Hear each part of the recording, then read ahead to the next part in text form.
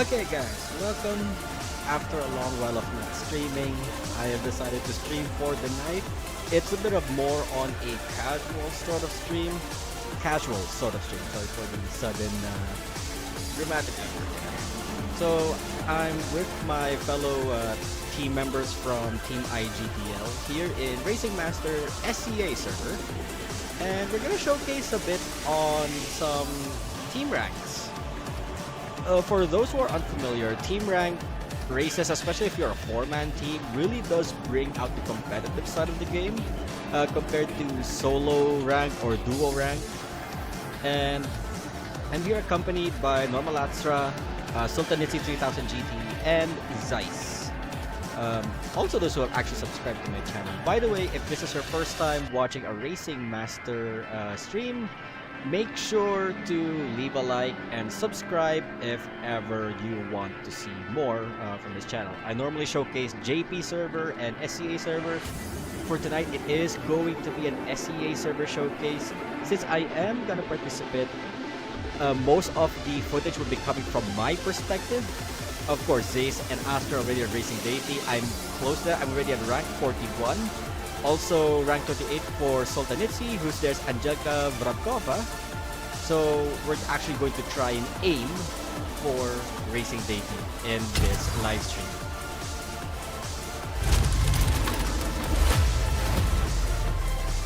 Let's just go ahead and share this to other servers so that others can actually see as well that this is currently going on. Okay, so first event that we got here is an extreme class at Tokyo Upper Half. I'll just be also doing some slight chill and casual commentary when I could. If I don't speak much, I'm kind of really focusing on maybe the competition is very fierce, so sometimes silence does help out on focusing better. I already kind of learned my lesson back in the Legendary Cup where I was enthusiastically doing commentary while being in a super competitive field. Never doing that again. You're the fastest! I'm right! So it's either I focus on the racing or I focus on the commentary. I tried to do both and it nearly got me eliminated on bracket 2. If I do something a bit like this, a calm, not so enthusiastic commentary, Your speed is impressive! I can manage. Also, by the way, not technically sponsored, but shout out to the channel Dova Syndrome, the website is called Dova Syndrome. Most of the soundtrack you are hearing right now is coming straight from their audio library, so I have music, the in-game music of Racing Master mute.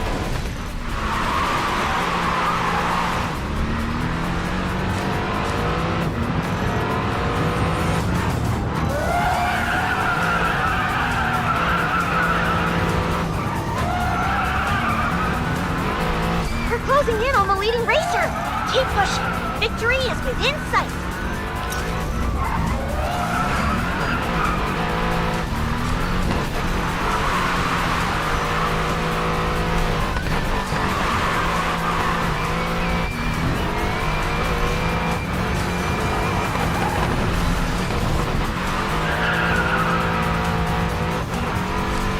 Okay, Sultan nearly got that round. Also, let me know if the audio is balanced or not. I do have okay, never mind. I think it's not as balanced as I thought it would. So I might have to turn on my desktop audio and mute down the Racing Master one. I may be doing some commentary earlier. Yeah, game volume's a bit too loud, your voice is too soft. What about now, Trustin? And thank you for joining in on the live. Yeah, I had the Racing Master game audio set to max or default 0. It should have been on -10 decibels. It was on recording mode, which is the mode that I usually do when I do my Why You Should series. Let me know if right now it's more balanced, because I already turned off the game audio, so any soundtrack, sound effects that you're hearing in-game are now being played via the desktop audio. The only one that would be slightly amplified would be the Dover Syndrome soundtrack, which is set at -10 10 decibels, so it may double. But the Racing Master soundtrack will be already coming from the Racing Master sounds would be coming from my desktop audio now, so it would be much less since I had the desktop audio set to negative 12.4 decibels. Alright, thank you for confirming, Trustin, that the audio is much better this time around. Okay, so that was a good first session. I was not actually paying attention to the team that we were on earlier. We were up against. So okay, slowly as you can see on the enemy team, that right now we got a duo of Team KM from Malaysia, but they got other solo players joining in on Team Rank. But as more as the race progresses, we would be pitted in against a full 4-man team. So I would say it's maybe usually a gimmick for this in-game that whoever is the captain, first 5 races is usually low skill RP, but after the 5th one, you get the high competition, more serious players. So races can get more competitive. And can I E0 an AMG GTR? Possible. But I would say it would take you up to 30 to 40 plays at most. I don't know about minimum, but at most for you to hit that. And it would help if you do it in team rank and you have probably skill players or whales in your team who can easily chalk up 1900 RP in their own cars. Best case example is we have Zeiss over there leading in the 964. Obviously, the 964, when you purchase it for the first time, you are going to be locked in at ECU 4. So you, whoever has the 964 this season, or renews their purchase this season, would be like the strongest rival to fight against. Well, everyone else would depend on their gacha pulls. Common case scenario would be E0 banner cars or limited cars, while those would at least have E1 to E3, or if they get lucky, an E5 permanent legendary, like the Evo, the Z4, the Z28, the JCW. We're already in Season 5 in this game, so yeah, permanent legendaries can get very, very competitive if their luck is actually that good.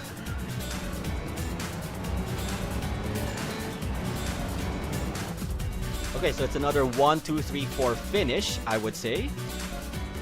Zeiss instantly gets it because E4 964. Sometimes you can even beat E4 964s if their skill isn't that on par, but if you have a very experienced player in a 964 in your team, that is auto GG.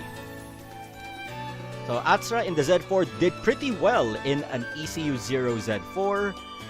Me in the ECU 0 E86, and Sultan in the ECU 1 Evo 3. Okay, among those in my team, Sultan's very knowledgeable with the other teams that we face off against. Like right now, he's sharing that Kaki Motor is a Malaysian team, so we got 2 of them. So high chance after this race, we're gonna be fielded in against 4-way teams. Tristan mentioned on chat, see if you can catch us. So tonight, he also mentioned a few posts ago, Team Prime is already doing 4-man teams. So high chance that we might bump into Team Prime. Currently pushing with Race for Fun. Okay, so you're gonna be with the only Prime with RFF. So high chance we might bump into each other. Hey JB, hey Spirit Brother, welcome. I think this is your first time watching me on a Racing Master Let's Play. By the way, to those who are long on the channel but are new to Racing Master is a cross-platform game accessible on both PC, iOS, and Android. It is a free-to-play game with gacha gimmicks involved, so you can play free-to-play or forgo your F2P status and start paying. If you want the R35, you really have to pay at least a bare minimum of 50 Philippine pesos if you're in the Philippines. And you get yourself an instant R35.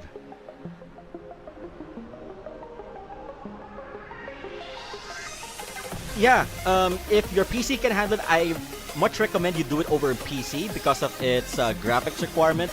But if your phone is good, like easy 120 FPS on League of Legends or Mobile Legends good, then it should be no problem to play Racing Master on mobile. Also, unlike in other games where if you have an iOS account, it's stuck to iOS, this one is cross-platform support, so you can switch to a PC and continue your progress there if you much prefer to play with PC. I am on PC, by the way. Or if you switch devices from an iOS to Android, you can do that as well. And I think this event lasts up until end of August. I could be wrong. But if it's still up, you can get a free Dodge Challenger 1970 for sports class. Just add my driver recruit code right there in the bottom left on the layout of the stream. If the event is already over, guys, just let me know. But another lol Durex. Another freebie that you can get if you sign up to the game within this month is you can claim your free BMW M8 GTE race car if you sign up and play Racing Master right now up until August 27. A free legendary is pretty rare. And oh, shout out to the Japanese server, because in the Japanese server it is already their 1-year anniversary. A racing wheel should be in order. It could. I would actually also say that Racing Master, according to the team leader of Team Prime, who is also a fellow moderator alongside me on the SCA server, has wheel support. And if you're playing on controller, the latest update right now on Racing Master has vibration function support. Do note that vibration function only triggers when you do the 3, 2, 1 countdown and when you do wall collisions. But whenever you are in racing, going through rumble strips, colliding or triggering contact with other vehicles, the vibration function does not trigger. Alright, just waiting on Sultan to go ready. So, Sultan, Zeiss, Astra, if you are watching the stream while playing right now, do note, it's gonna be a blitzkrieg from whenever we play. So this is actually your guys' chance to, you know, shine here.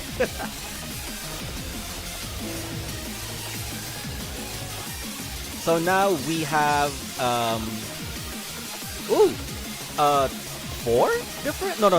3 different teams bundled up together against us, and again it is standard class. Am I using a wheel with my PC? I'm actually using a Power A Battle Ready Dragon controller. It's a Microsoft X input controller. By the way, when it comes to controllers, Racing Master only supports X input. Direct inputs like PlayStation controllers can work, I believe. But if not, you need a plugin such as X360CE. It's a direct to X input plugin so that you could play your PlayStation controllers in RM. But if it is direct PlayStation support, then again, it's been a while since I used a PS4 controller in this game. But if it's direct support, I think that should be no problem. But third-party controllers such as Hori or other brands really require an X input. So GameSir and Power A have built-in X input support, so they are best controllers to use for Racing Master. But there are a lot of RM players that can actually perform quite well even on just mere keyboard setups. So the compatibility range of Racing Master is very vast. Anybody can play it, any form. And if you are on mobile, you actually have 4 support ways to play. One, there are 3 ways that are directly embedded in-game. You just have to select, be it controller style, motion control, or the what I would normally call the Nintendo Wii style. It's integrated into the touchscreen of your device. Or there are some controllers such as the GameSir that are compatible for mobile, and you can just link it. Not sure if it's linked via cable, but high chance it is linkable via Bluetooth. So if you have any of those devices with you, if you are a mobile player, if you have a GameSir controller or PowerA or some other brand controller, then you can play with controller even on mobile. Yeah, the biggest important thing, JB, there is that it must be X input support.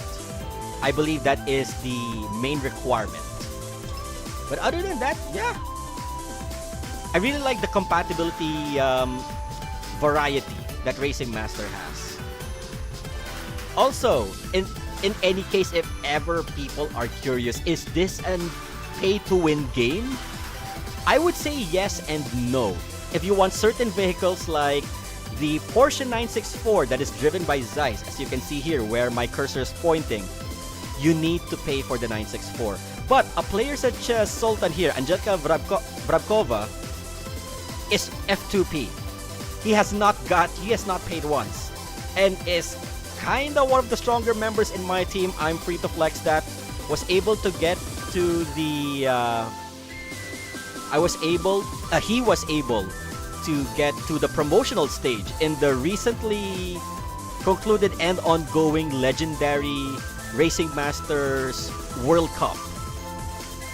Which, by the way, the top 4 players, Not So Cute, Another Groot, NR Miyabi, and GR Afik are representing Southeast Asia.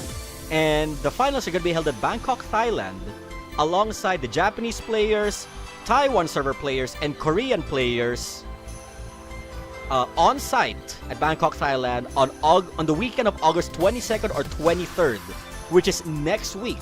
So 16 players would be flying to Bangkok, Thailand, and 2,000 probably local or those with the money to splurge and pay for a ticket would be heading there to witness who would be crowned as the true Racing Master among these 4 servers. The game originally started out in the Chinese server, and it was already confirmed that they have their own independent Racing Masters Cup held at the same time period but locked in within the mainland. In the Chinese server, the winner gets to take home a real-life Lotus Emira pre-registered as the rank 1 winner alongside some cash prizes, while the other servers, Japan, Taiwan, Southeast Asia, and Korea, they'll be fighting out with cash prizes involved, with 4th place winning up to $1,000 pre-tax, 3rd place with $3,000, 2nd place with $5,000, and 1st place with a whopping $10,000 pre-tax of cash prize. So for the ones that would have the strongest chance of, I would say, this is my opinion with regards to the Legendary Cup participants, the one with the longest and strongest experience would be the Taiwanese players, followed by the Japanese players, and a tie between the Korean and Southeast Asia players. But I would say the Southeast Asia players have the bigger edge over the Korean players for the sole fact that the community of the Korea server, I would have to admit, is kinda partially struggling at this point due to managerial support. It's already going on around platforms such as Reddit, how community management with the Korea server is doing not so well as opposed to the Southeast Asian server. So we can see a high chance who may be the winner of this upcoming Racing Masters Cup. And correct me if I'm wrong, if any of the devs or players participating in the RM Cup are watching, among those 16 players, each server would have their individual knockouts to decide who would be the top 1 representative facing off against Japan, Taiwan, and Korea. The fact that it's going to be done live with almost 2,000 people participating is going to be a huge pressure on the 16-player shoulders. But as what we have seen in the promotional stage, the knockout stage, anything can happen. best case example, I would just like to share my experience. I did last up until the 5th round. I was not expecting to win any of my matches. However, that one race at Bayun Mountain in sports class, everyone was in the SL63 AMG, a very good stable car. And I was in the R35 GTR.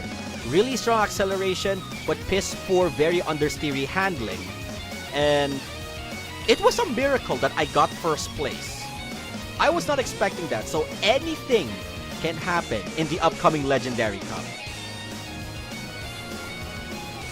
Right, good to know, JB. If ever you do some ranks, there is 36 days left before this season ends.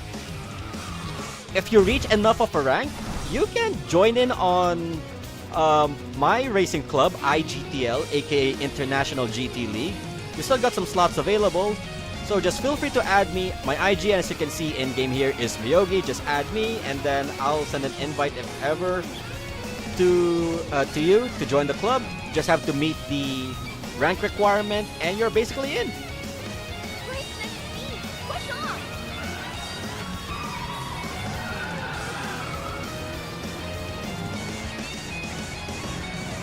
So this was already a good matchup. So you can see there's not much of a gap between the players here. If a competition is this tight, it's safe to say that the race is going to be good. If there are any people who are falling behind, it would either be they are using rare rarity cars or they may be bots. But if it's this close-knit, it's anybody's game. Like you can see there, the S15 earlier nearly passed our Evo in Hachiroku.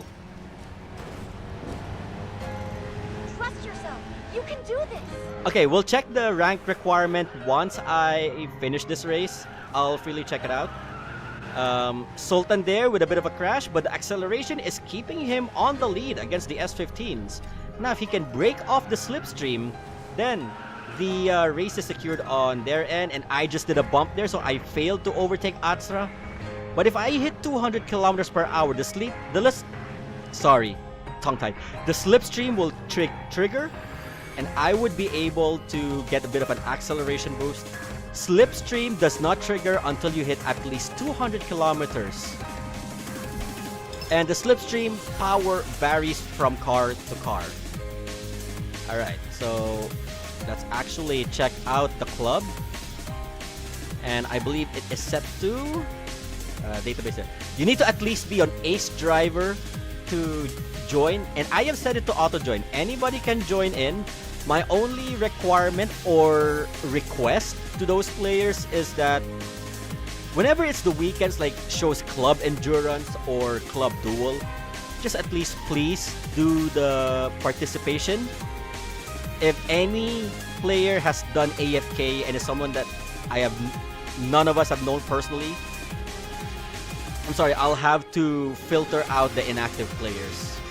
But if you're very active with a good set of cars to rent out for the Club Endurance and Club Duel, you're free to stay as long as you want. I'm not obligating any team tags.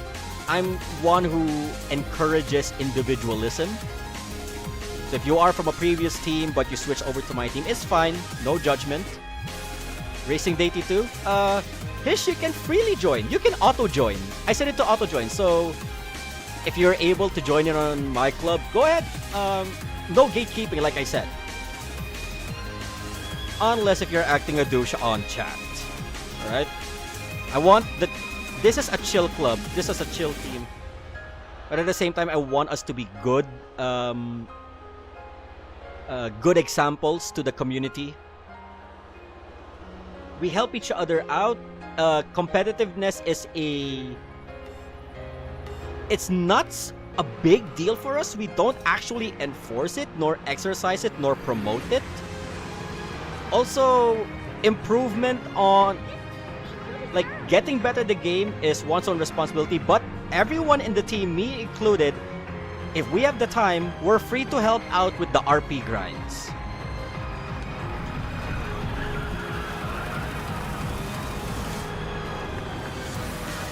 Okay, so Atsura is in a 720S. People have judged it to be a really poor car, and compared to other extremes in its class, I would unfortunately have to agree. Keep it up. What I do not like, or I would say it's a bit of a love-hate relationship with the 720S. It has the shortest gear 5. It would sometimes give you the false sense that, hey, the acceleration of this car is good, but when it hits gear 6, the car suddenly loses out on performance. No wonder it's ranked as B-class in stock compared to other cars that start out either an A or an S-. Okay, so this is the part that I'm already mentioning here.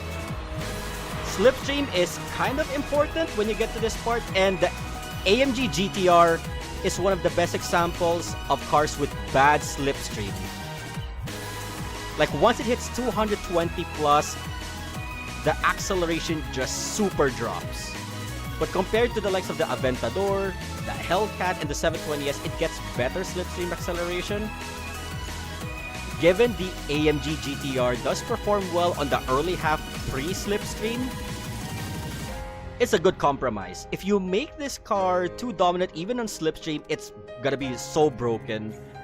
It should not be a permanent legendary if that's the case. So there's some compromise there. Bad cars with good slipstream, really great cars with really bad slipstream. So there is some balance of performance happening here. But I would also remark that the Bugattis are on a league of their own. A Bugatti that can corner is oftentimes the scariest Bugatti, the scariest type of player you need to face up against. So if they know how to corner, there is little to no chance you could actually catch up. And in team races, I'll have to confess, and I've faced off against many of these. If you see a team in extreme class, if you're in a 4-player T group, and you're facing up against a team, if they have 4 Bugatti 110s or 4 Bugatti Chirons, or both, as long as it's a Bugatti, prepare to sweat. But if you have, say, it's a technical track like Sicily Circuit, and you have a Huayra in your team, you have a fighting chance. A 918, you have a fighting chance. But if you're all on a 720S, you have a prayer and a hope.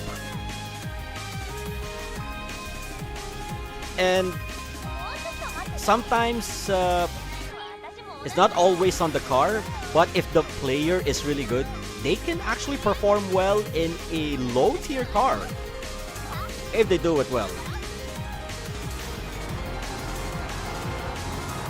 Another good example, the Panamera there. The Panamera is quite notorious early on the game's lifespan to be good, but as the series progresses, the seasons progress, its not so good tendencies tend to show.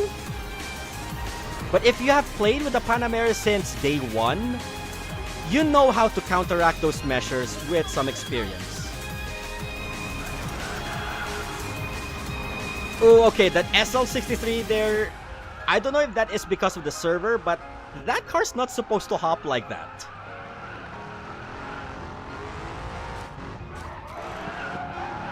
Also, for those who are unfamiliar, but I'm pretty sure a lot of the community who are watching know of this, but if you're new to the game, grinding actually is a benefit here because you can earn a free legendary car by just simply grinding the game. And it's this car that I'm using right now.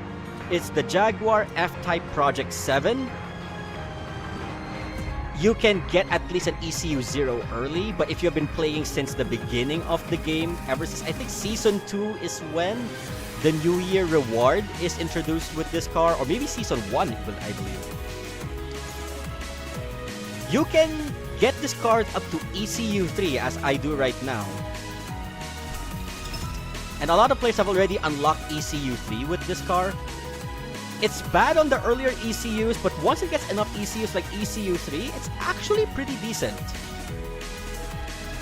But of course, by the way, if you are here because of my Why You Should series, I always do my reviews in ECU 0 on whatever car it is. But I would also remark if there is like performance differences once it gets to ECU 5 that entails a different tuning setup, I will disclose that. But then again, it's not like a It's not like a quick fix type of review. It is still opinionated, I would at least say. Comment from Hish. I play in low graphics and resolution, 60 FPS on mobile. Sometimes assets in the race don't load. Even here, I actually have in PC, I have my settings to ultra at 60 FPS, and it still does that. I don't know if that is an optimization issue on the game itself, but that does tend to happen even for mid to high tier performance devices, be it mobile or PC.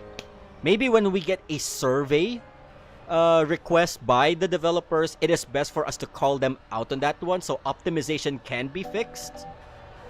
It is a recurring issue. Some even have issues where the game crashes mid-play, and you're often forced to re-download the entire client.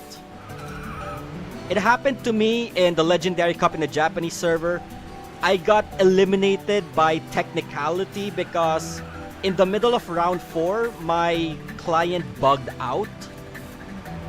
So I was forced to download all 30 gigabytes or 25 gigabytes of game data. And that took up until beyond round 6. So I lost out on 2 rounds because of that issue.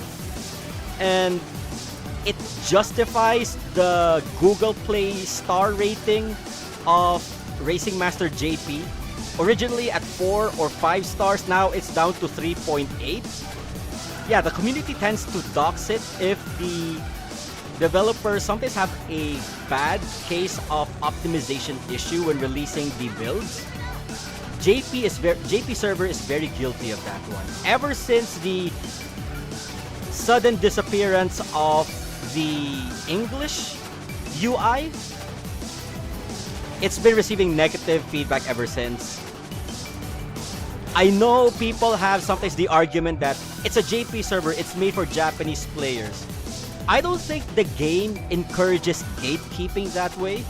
Because if I was a developer and I have a player that plays on both servers with or without a VPN, and that person willingly supports the game, it is a double benefit to the developers. Because the player who plays on both servers, best case example myself, I pay for the monthly pass on both servers. Who benefits in the end there? Not me. I get some in-game rewards, sure. But on the long run, the ones that benefit from dual-wielding accounts on 2 different servers is usually the developers themselves. Dahua Studio to develop this, but I think most preferably, NetEase would be benefiting. This is like this is a bad way to describe it. A pyramid scheme. Scheme is a bad term for it.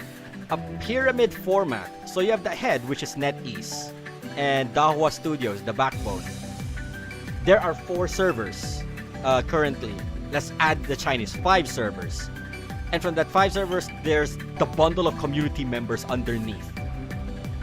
They would be benefiting a lot if, say, a player plays on both servers. That's double income.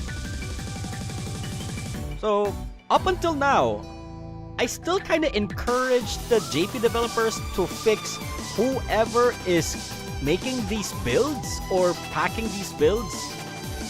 Return the English UI and, how can I say this?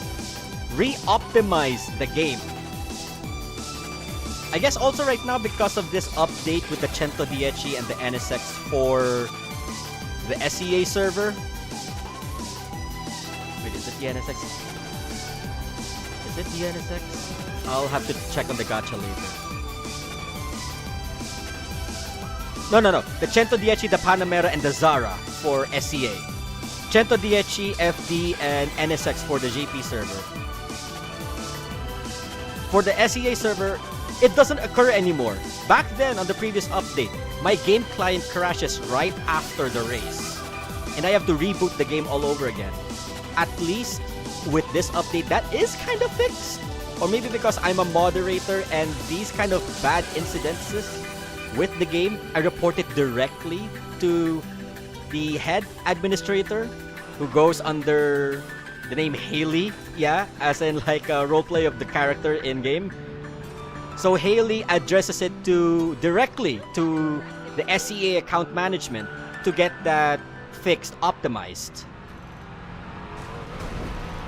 JP, I have yet to see it, and it's also, I limit my playtime with JP right now because I'm afraid to download 25 gigs again because of a bad optimization on the system. So yeah, community feedback with respects to game packaging.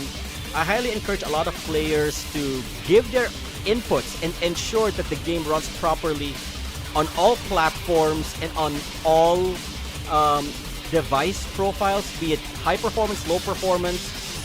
As long as it doesn't crash that much and gives players a bad time, I would say this game will thrive.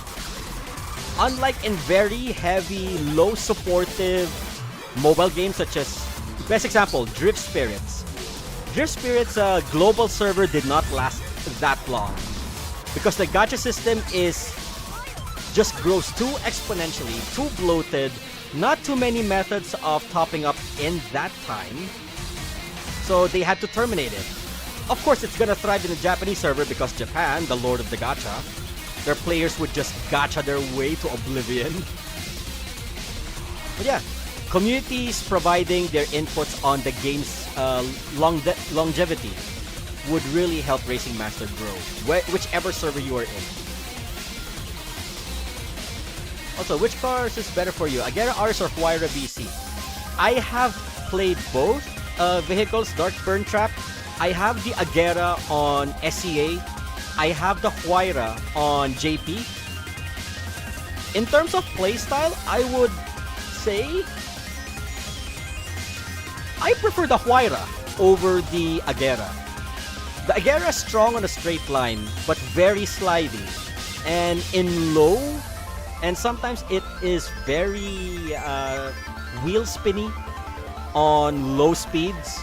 Meanwhile, the Huayra, I started on an angle slow, but it sometimes gains more speed faster as I go through the corner, as I accelerate. So I like the benefit of that. The Huayra really needs a bit more focus, while the Huayra is a bit more beginner friendly. The downside with the Huayra, if you're facing up against a lobby of Centos, if you're facing against a lobby of Shiros, like earlier in Tokyo bottom half, it's a surprise that we won there with non-Bugattis. You would lose out on the straights, but once you get the momentum, like halfway through the race, the Huayra will dominate. Jeswell24 asks, is grip playstyle viable? I would say, 1, it's preferential, and 2, it is a very case-to-case car-based basis. Right now in SEA, I would say the car that benefits the most with grip style is the BMW M8 GTE race car for Extreme Class.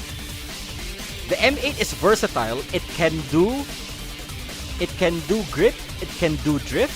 I remember earlier in the SEA General server a few weeks back, when I did the M8 review, someone called me out and said my driving of the M8 pissed them off. Because maybe, yes, I acknowledge the M8 is really good at grip. And I showcased the M8 doing a lot of drift runs. So it's up to you. The M8 benefits from both playstyles. But in the JP server, the other server that I play in, I would say one of the cars that benefits the most with the grip style play is the Mercedes-Benz CLK GTR Strassenversen Supersport.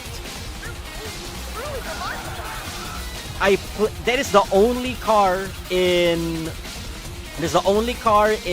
the JP server that I play in grip style. Every other vehicle I have in my car garage, I go drift. But if I am given Extreme Class with the CLK GTR available, I would immediately go grip with it.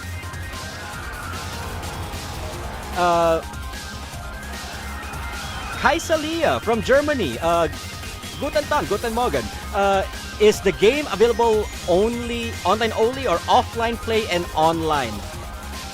Unfortunately, this game requires a constant internet connection to play, whether you're playing solo with a group or even just the versus PC career mode, so it is online only. So you need a good constant internet connection to play viably. That's my recommendation with this one. How's the Jaguar F-Type, the one I am driving right now? At ECU 3, it is actually pretty good. When it was in ECU 1, ECU 2, it is a struggle to get out of 0 to 180. It's that bad at ECU 0.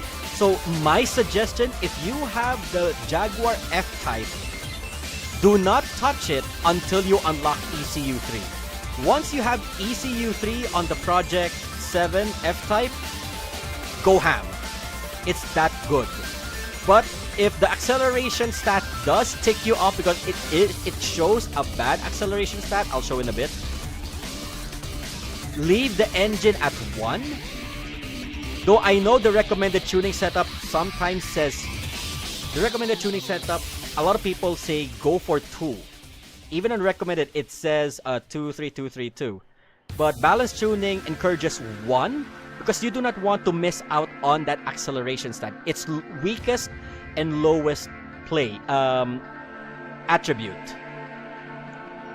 You can go sprint, but I would honestly discourage it because it is rear-wheel drive. The cars that benefit from engine setting 3 is usually just the Agera and the Bugattis. How many players play the game? Safe to say? Alright, let's start with SEA server alone. If we look at the stats, there's roughly around 10,000 players global. But I believe we may be hitting we can be hitting 20 to 30,000 including inactive players. ECU 1 to ECU 5. Like I said earlier, Darkburn Trap, once the F-Type is ECU 3, it is decent enough to drive. That's only for the F-Type. Other vehicles, most vehicles, ECU 0 would be like more than enough. If you get lucky, especially with permanents, you can easily get to an ECU 4, ECU 5. Sultanitsi here in-game, Angelica Vravkova, has an ECU 4 Audi RS7. And that's a free-to-play player, mind you.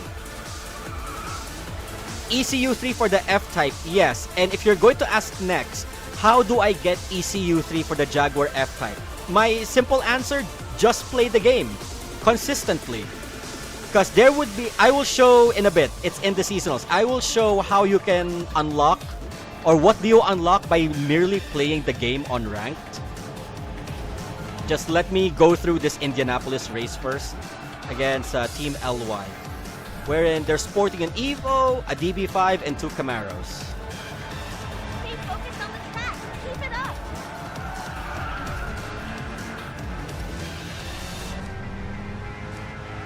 Also, do note, I have my AE86 running on engine 1. So, speed-wise, I am at a disadvantage, and I don't mind. At ECU 2, I would say the performance of the 86 dips from launch, but it does well once you get to speed.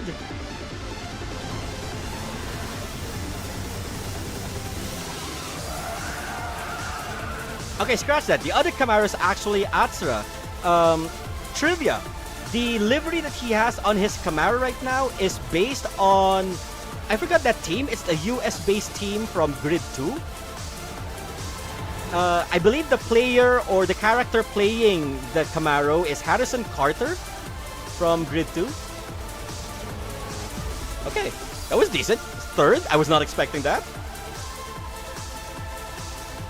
Oh, nice 1, 2, 3, 4 finish. Congrats to the congrats to us, IGTL.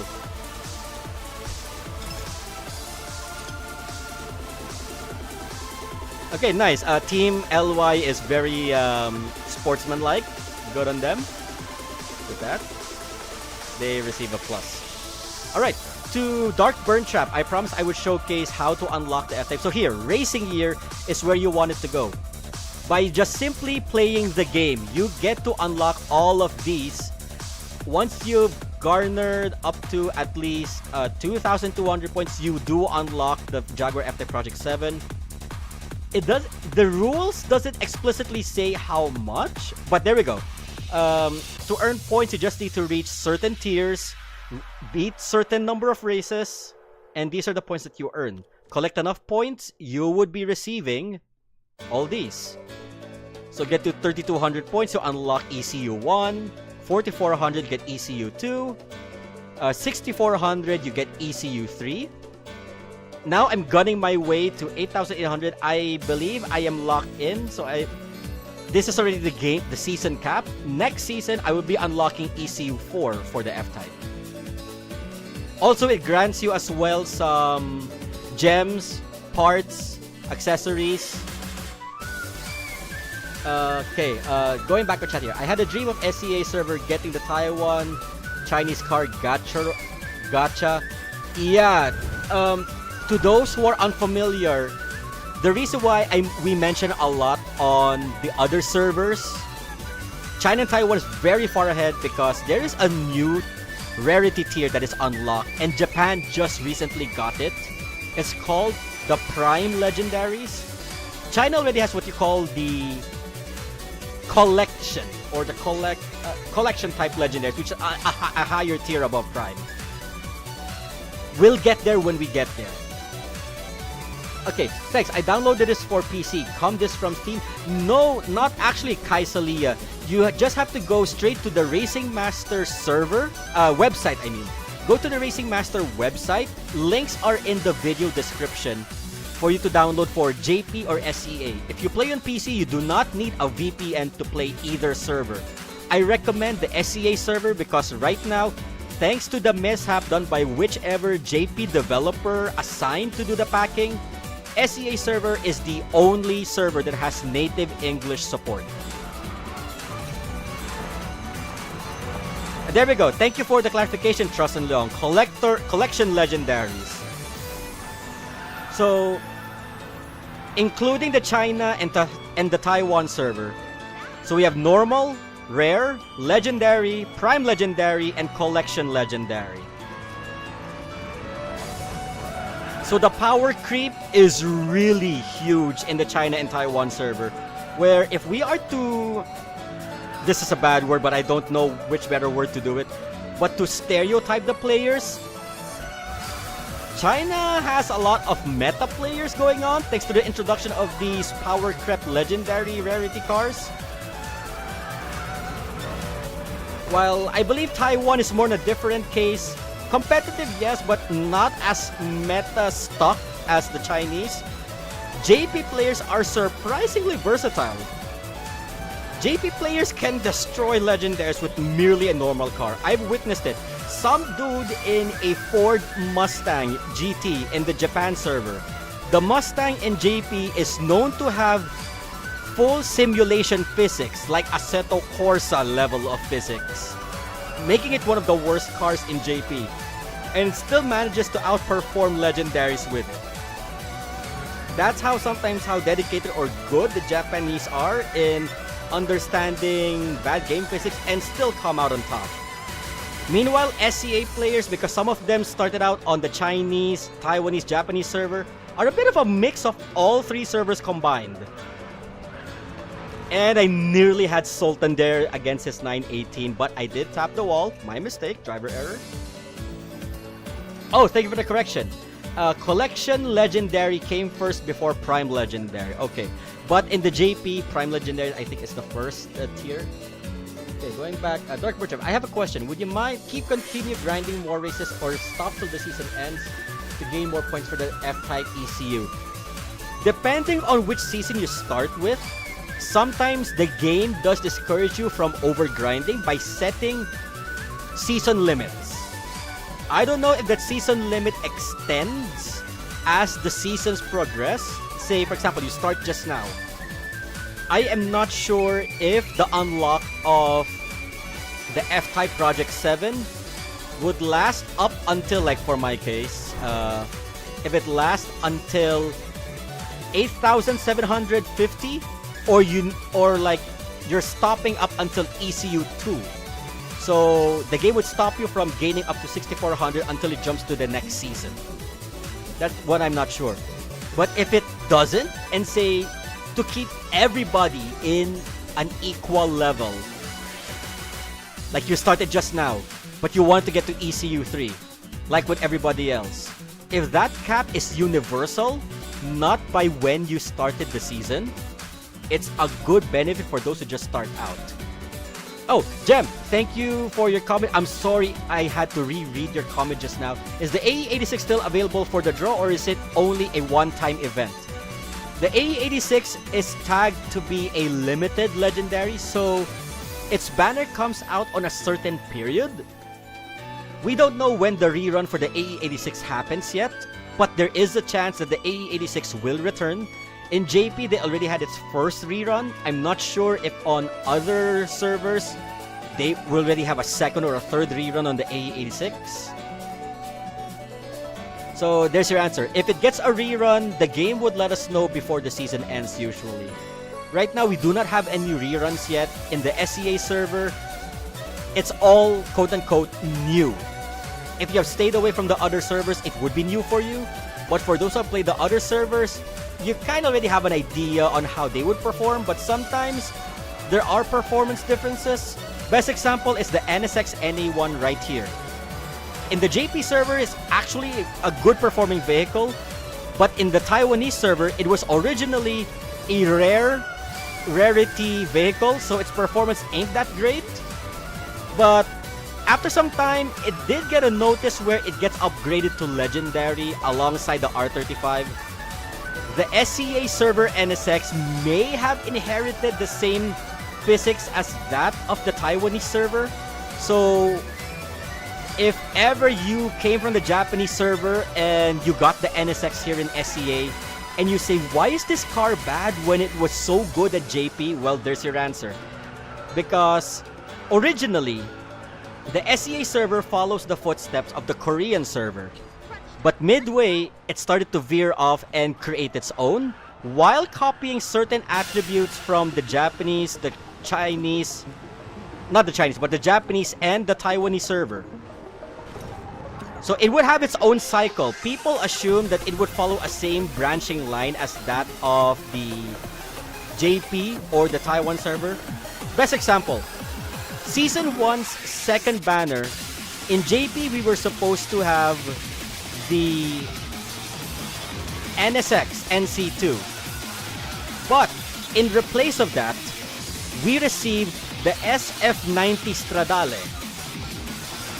People who have played the Taiwan server have said that the SF90 Stradale was a permanent vehicle, so its performance ain't that great, whereas in the JP server, the Stradale performs absolutely well. Dark Butcher, what is your favorite and most used vehicles in each group, like Standard, Sports, and Extreme? Oh boy, that is one hellhole I am willing to share. So before we get to the next matches, and I'm almost about to cap the F-Type, so let's go to my profile here. My profile shows my vehicles, how much I played on it. For the Extreme class, my most used vehicle would be the M8 GTE. No, correction. My most used vehicle is the Viper SRT 10 Roadster at 57 plays. For sports class, it would be the Ford Mustang GT at 42 plays. Originally the 370Z at 39.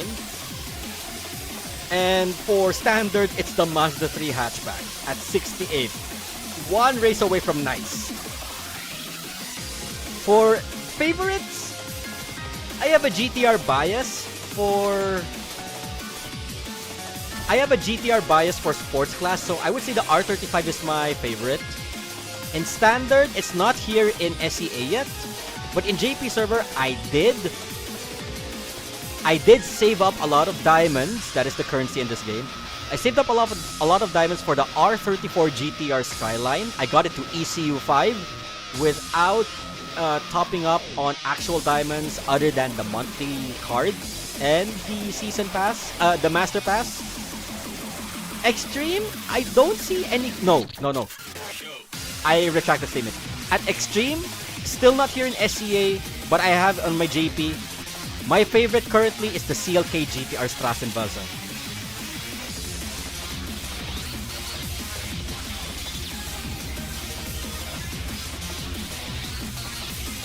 Oh, looks like Tristan sees a familiar player in our enemy team right now. Ifran from Prestige.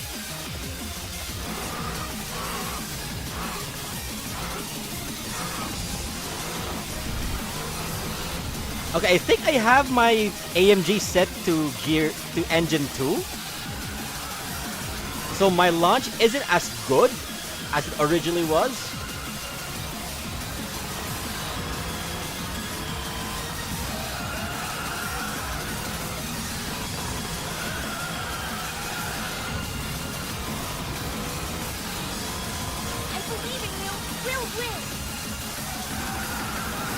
So remember my comment earlier when I said a dangerous rival to face off against is a Bugatti that turns well? Prestige Ifran, as you can see right now, is the best example of that statement. If a car with bad cornering, such as the Bugatti 110 is leading the entire race, it is an easy thing to point out and know that you're racing against a seasoned player. But you can also see there, Atsra in the Huayra is keeping up quite well. So despite the numerical power difference of 2,000 horsepower against say 1-1 or 1-2 on the Huayra is keeping up quite good. But again, if the player is well versed with physics and is able to control the 110 in corners quite good, it may still not be enough for the Huayra to outperform the Cento. So in this race, Ifran is fast. It actually already shows. Thanks for pointing that out, Tristan. Are you planning on getting the limited vehicles at Expo? Are you waiting it to have a new limited Expo? Right now, I would say the current banner, the 110, the Panamera, and the Citroen Zara. I already got my Zara. I'm not gonna roll further. I'm saving my diamonds for further vehicles. There's that. If you missed out on the Chiron, I would say go ahead and get the Zara. If you missed out on the Chiron, I would say go ahead and get the 110. 110 has better acceleration than the Chiron, but if you're not as bothered with the bad handling, the handling is a notch below. The handling is a notch below the Chiron. But if you corner well with said Bugatti, it should not be a problem for you.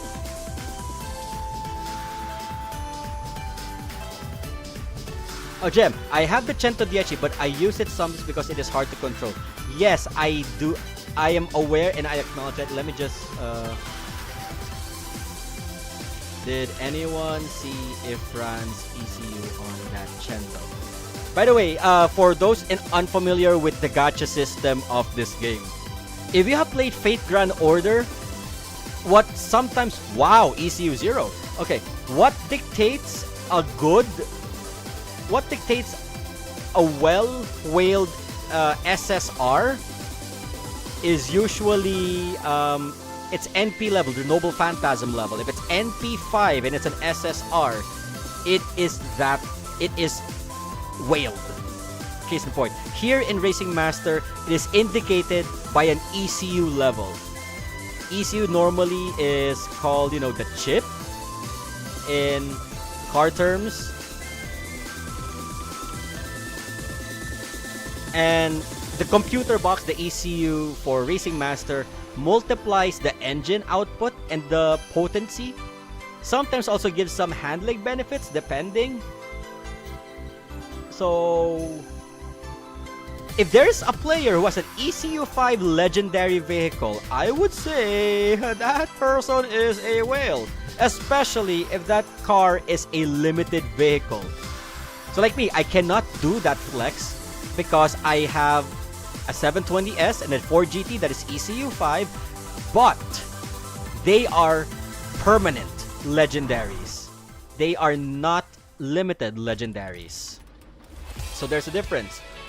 Limited legendaries have a better performance index than your standard your regular permanent legendaries. That is a good indicator. So that's why people in communities sometimes ask, is it good to roll for this car? Because we all know there will be better cars with better performance index coming out in future updates. So if you spend all your in-game currencies in a specific banner only to miss out on a better vehicle, well, the responsibility is on you. Okay, Darkburn Trap. Sorry, I'm checking back on chat right now. I'm fine without getting the chair. I'm more of a balanced handling guy. Good for you. Some people want to be extreme with their driving. Some are fine with how things are. So balance is good. Less of a less of, going for a high risk, high reward. Going for a balanced vehicle assures more of a guaranteed win-loss ratio, I would at least say. But I wouldn't say it's always the ideal term all the time. Sometimes welfare vehicles would do just as well. I would say the F-Type Project 7 is a good case of a welfare vehicle because you earned the car without spending. You earned the car without rolling on the gacha. They just give it to you for progressing. That usually is a good example of what is defined as a welfare car, by merely participating in the game's activities. Limited events would also give you welfare vehicles. Right now, the welfares that we have for SCA are just the Audi TT for sports class and the Mazda 3 Fastback for standard class. However, these two, they are not legendary tiers. The former is rare, the latter is normal rarity. But don't let that turn you off, mind you. Some cars, especially the Mazda 3 Fastback, can compete against legendaries if driven right, if driven properly. And of course, if you tuned it right as well. Oh, be careful in that one corner at Namhai, Glimmering Island. It sometimes has an invisible wall. So if you get too close on that corner, there will be an invisible wall that you would connect to. So watch out for that. And also, if you are a sweat player or for the first time, you notice your ranking points are dropping, it would either be because of a slow lap time or you do a lot of wall collisions.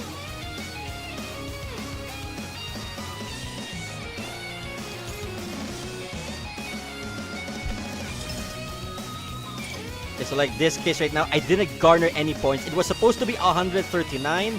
But as you saw, when I'm in the slalom section, I did hit like around 3 or 4 wall hits. So I did not gain any ranking points in that one. But I can use that card to sort it out. So I can start with 134 to like the lowest one to replace any points that I want to update.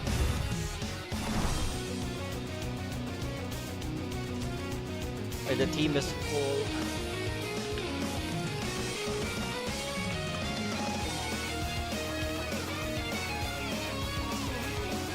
Just give me a sec. Let me just message in here. That's right. 20 minutes. Where's MD?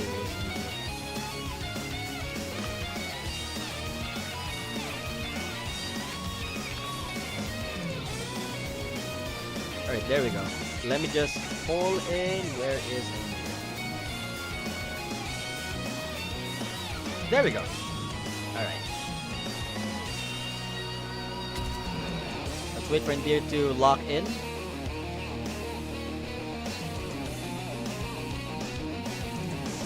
Oh, Louis Tizon has joined the chat.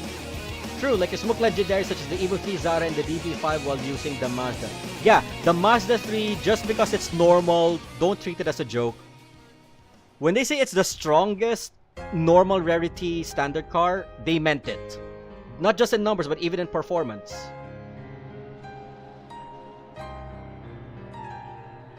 What else is here? So how bad is it? But I know that feeling when grinding RP for our cars. Yeah, when you get to the higher Rank when you get to like 1870 for some legendaries. Once you reach that number, it gets harder to gain RP points. So the factors that give a good RP score result is always lap time and how clean your run is.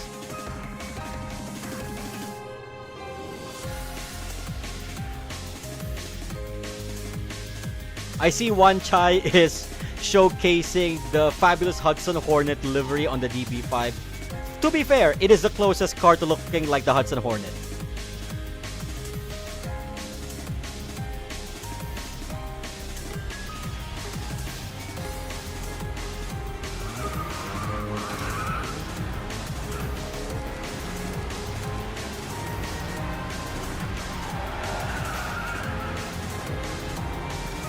I'll at least say why certain people pick certain vehicles on their ranked races. The Aston Martin DB5 being one of them. Let's start with that. The car is locked behind the Master Pass. So sometimes paid vehicles do have a performance advantage over those you just get from the gacha on its early times. But once the better gacha banner cars come out, some of these previously dominating vehicles lose out on their luster. But early on the cycle of the SEA server, I would say the DB5 is still on top. It has really good handling and acceleration pickup for one, which is why in standard class a lot of players pick the DB5 or buy the DB5. And it's not just because of the heritage of the 007 Goldfinger movies. In city tracks such as this, the Aston Martin DB5 is actually a good pick because it generates speed through oversteer.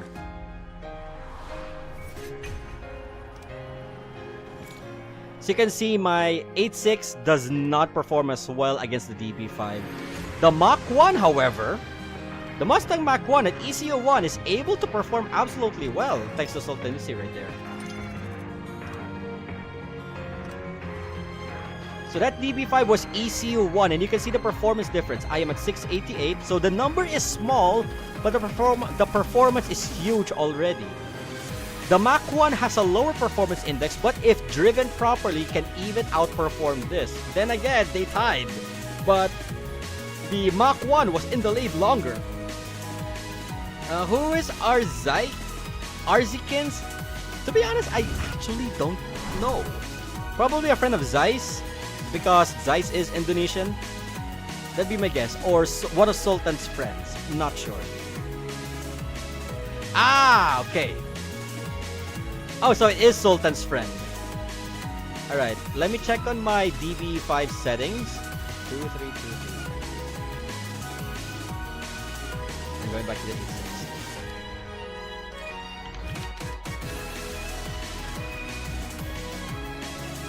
So, okay, Gem, is there a way to get ECU or is it just pure luck in the draw? It depends on the vehicle you are asking about. If it's a permanent or a legendary vehicle, it's really just the luck in the draw. But for example, you wailed a lot on a specific banner, and it's a standard class banner. You lost, say, 360 rolls. You can trade up to 3 times to get 3 copies of that same vehicle featured on that banner.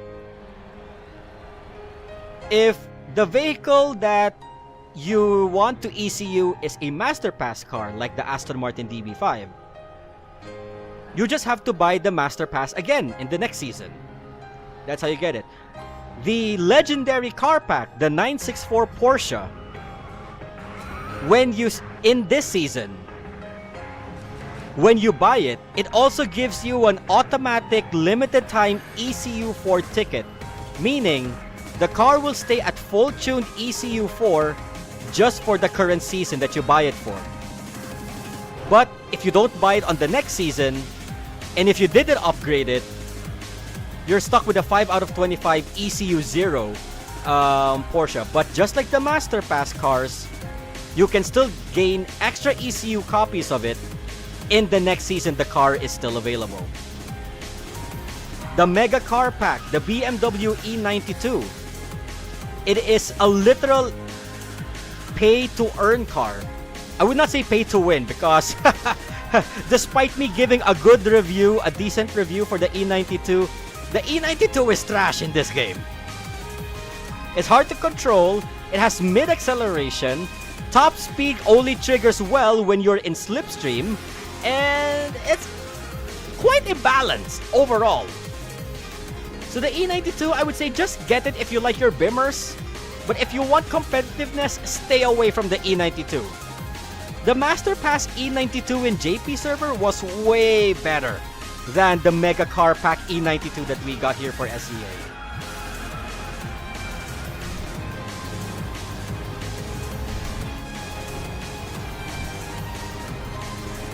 Acceleration slightly equal with a bigger advantage on the DB5. You can clearly see there. If you do a side-by-side run, you can see the performance index of certain legendaries compared to others. And safe to say, unless that DB5 is ECU 1, because I'm an ECU 086. Let's actually check it right now on the race results. Yeah, ECU 1, but level 21.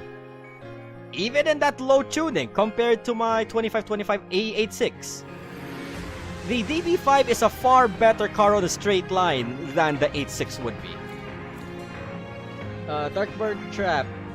Wait, let me flip these screens so I have a better look on chat here while we go to the next race. Just anybody run with Artistry when spectating? Okay, go ahead. Charge your device if you want, Trustin, if you want to be featured in the next races. Dark Birdman, I just got 2 limited vehicles after I started playing this game. The Agera and the Huayra, they are all limited. Good on you! Getting 2 limited vehicles consecutively is a really strong flex. Okay? I say that with sincerity. Because I'm one. When I roll for 2 consecutive limited banners, it is always a 50-50 chance. You would win on the first banner and you will lose on the second. If you won on both, good on you. What else? JB, Chicago map looks like heaven and hell. Yeah, it does. But if you played Race Driver Grid, Chicago and San Francisco are actually based off Grid 2 maps. I mean Grid 2 and Grid Autosport. San Francisco was not featured in Grid 2, but it was originally featured in Grid 1 and an updated version in Grid Autosport, followed by succeeding Grid games. But yeah, Chicago is a really strong copied map from Grid 2 moving forward on the Codemaster Grid series.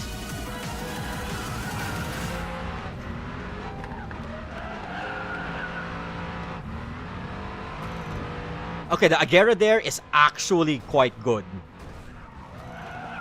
It had a strong wall tap earlier, but it is still going strong. So me and Sultan in the 918 are doing our best to maintain slipstream. But if your vehicles are quite close, if the AMG GTR is actually quite close to the body of the one in front, it can gain more slipstream than it originally should. So I guess the better term for the AMG GTR is that slipstream triggers best when you're at a certain distance from the car ahead of you. So if the car is far away, some cars slipstream will trigger. For some cars like the AMG, it won't.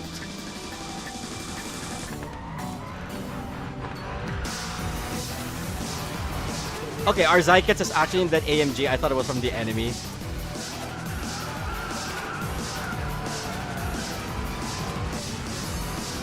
Also, how you control certain drifts would make or break your exit acceleration for some cars.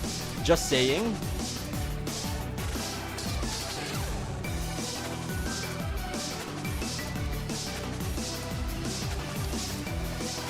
Alright. Weird flex, okay, but justified as well. If you're a first timer like a JB on chat here is watching on the current live stream, if you're just starting out on Racing Masters, I highly encourage you to watch my most viewed Racing Master video, which is 20 plus things that you need to know that Racing Master doesn't tell you at the start. It's a good beginner's guide. But that was done during season 1 of the game's lifespan, so some things have changed, but a lot of things in that video still hold true. So I recommend watching that one. Ah, no wonder we could not catch up to that Agera. Thank you for pointing that out, Sultan. It was an ECU3 Koenigsegg Agera. And we were racing in an ECU0 AMG GTR.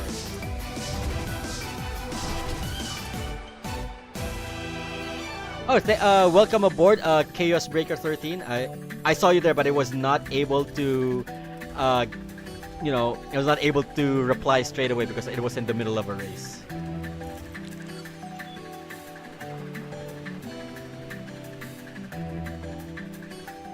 By the way, you know what? Maybe if I do an updated version, like a Season 6 update of things that the game does not tell you, beginner's guide, I'll let you guys know if I do an updated version of that one. Thank you so much for supporting the videos, Jem. You're using the Mazda hatchback because of my vid. Thanks. That video was made when the Deco Bash mini event was not available yet. So imagine me making that video, forcing myself to stay at ECU0. Hence why I got up to 68 races with that car. And a lot of them were at ECU0.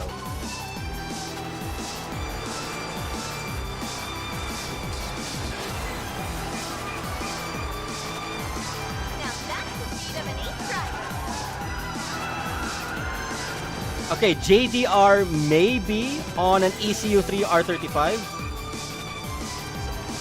But if that's ECU5 or ECU4, I can see why I'm losing out.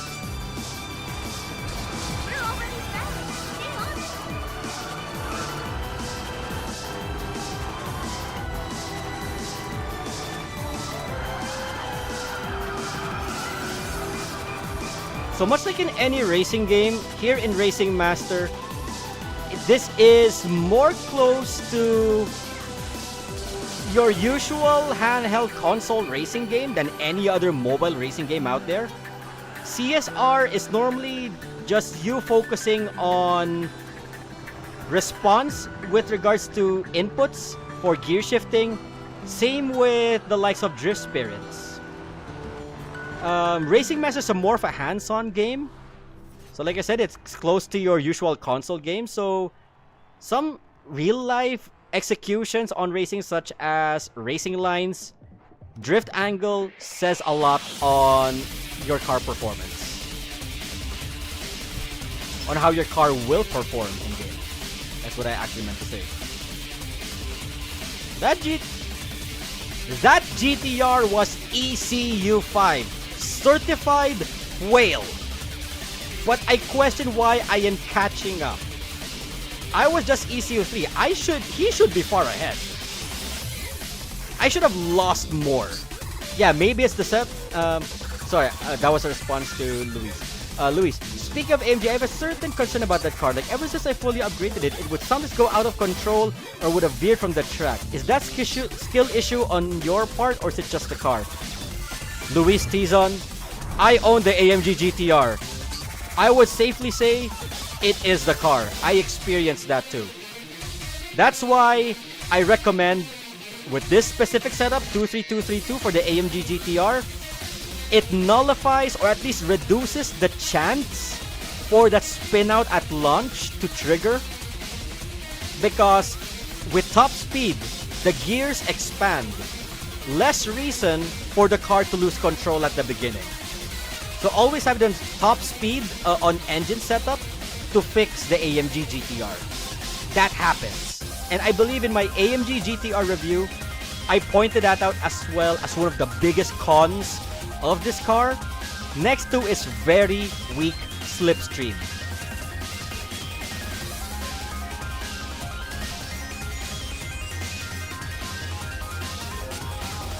Okay, what else do we see here in chat? Watching the stream after a week finishing a civil service exam to relax. Oh, good on you, Chaos Breaker. And yeah, continue to watch. I believe will last until midnight on this live stream. Go ahead and enjoy it more.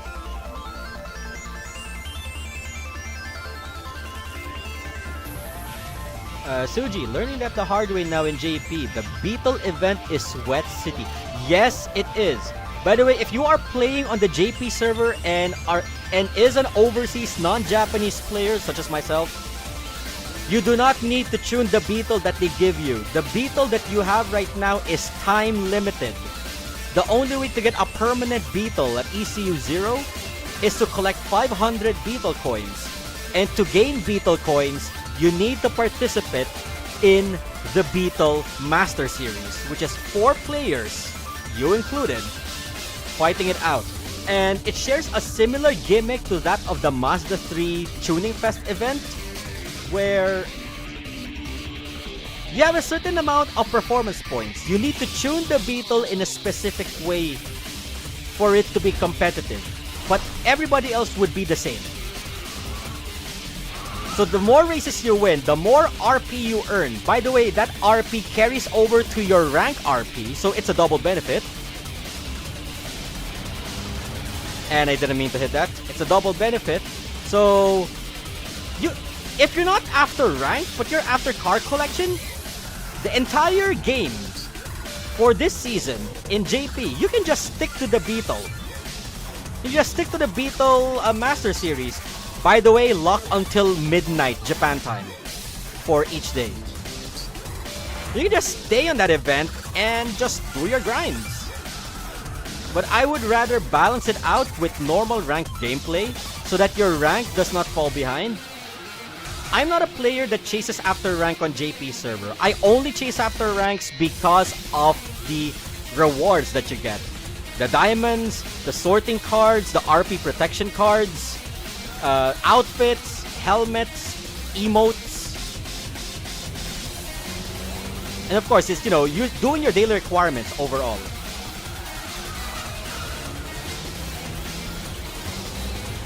Okay, here we go. The slalom at Namehei Glimmering Island is the bigger obstacle to overcome.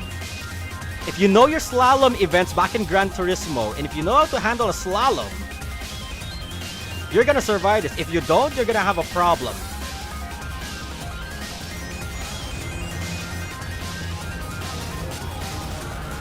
Also, I played enough Namehei Glimmering Island to know where the invisible wall is.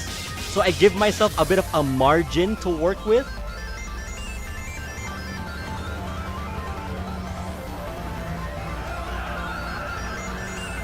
Also, take note, I am not maxing out my drift angle either. But also, second take note, that Mustang has a better acceleration index than my 8.6.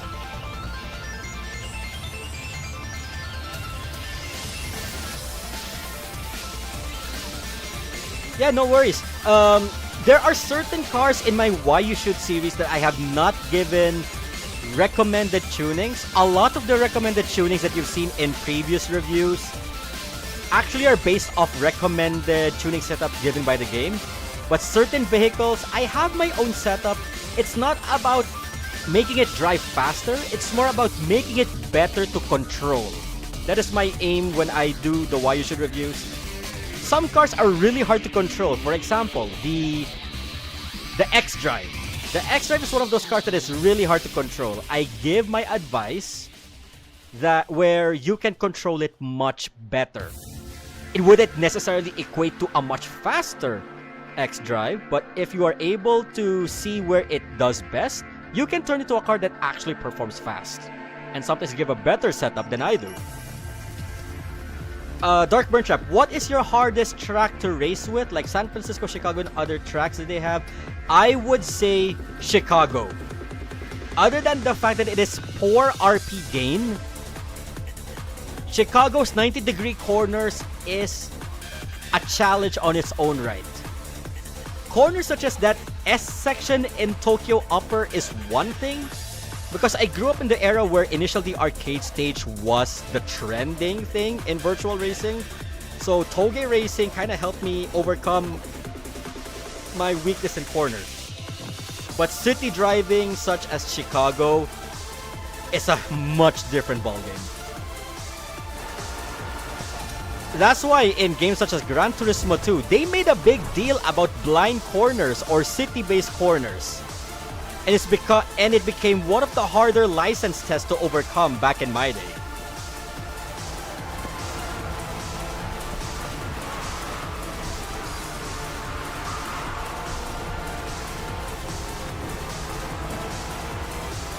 $720S needs a buff. I agree.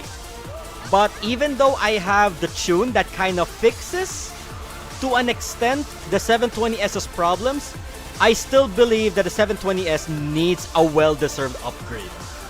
Or more like a well-deserved fix. The Gear 5 issue being one of them. Although it does, compensate for a better acceleration of Gear 5, it is an illusion of an advantage. Just because the gear is short does not mean its acceleration is great.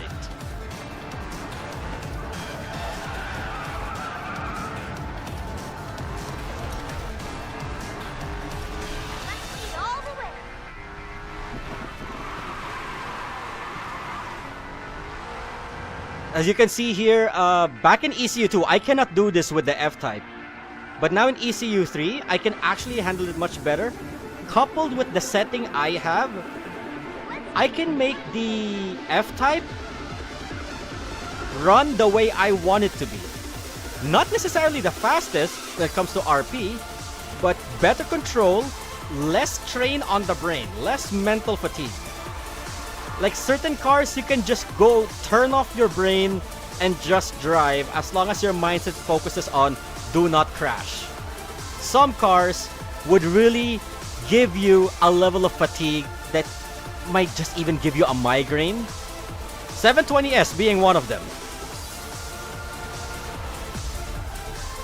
Alright, let's just go back over and chat here. Hello from Anand's Playbox. Hello back to you too. Luis Deason. I do use your tuning setup. Okay, wait. I got 300 points for the Beetle, just need 200 more. Good on you. I'm also kind of close to that number as well. It kind of gets hard to do it now that I am at 1,830 plus RP for the Beetle. So yeah, I'm racing against sweats. As long as I stay on first or second place, I can gain more. Though it's RP based whether or not you gain more. It's RP based whether or not you gain more Beetle points or the number of races that you do with in the Beetle Master Series. There's a certain cap that you can do by using your own vehicles, like 14 a day. So if you stick to that, you will not get the Beetle. You are forced to play the Beetle series if you really want to get the Beetle permanent. Yeah, Enhanced Playbox. I kinda went competitive with the Beetle Master Series. So I wanted to make sure I get that as early as possible. I don't want to wait till the end of the season. But right now, people are now hitting 1,900 to 2,000 RP on the Beetle. Man 728 needs a buff. Yeah, I read that earlier. What is your hardest track? I answered that earlier. Total balance is key. Yes, that is true. Yeah, I use the tuning for M8 even though mine is just mod level 15. It's great to drive now. Yes, especially on low tune. I believe my current M8 setup I recommended is the best one. If you are after a better speed, you need to tune your M8 first to 25 out of 25. Because if you're full tuned, you can forego the loss in acceleration. But if you're 15 out of 25, I say keep it at engine 1, like what I did on my recommended tune, so that you would not lose out on acceleration. I think I asked too many questions, but what is the most sane and brain-dead performance in the game? Acceleration, balance, or handling? I would say handling. There. I don't know if it was Anand who read that earlier. Oh, it's Luis Tizon. Sorry, I was reading chat. You see earlier at the launch, the AMG was about to lose control. So yeah, that happens. Even with the tune I have, it still happens. So it's more of a car issue than skill issue. Me hitting the wall earlier because I was looking on chat and not on the road, that is my skill issue.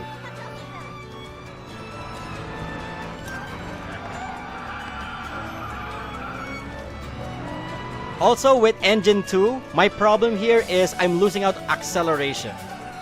So I have to control my drift angle. I have to drift less and turn in early to compensate for the loss in performance.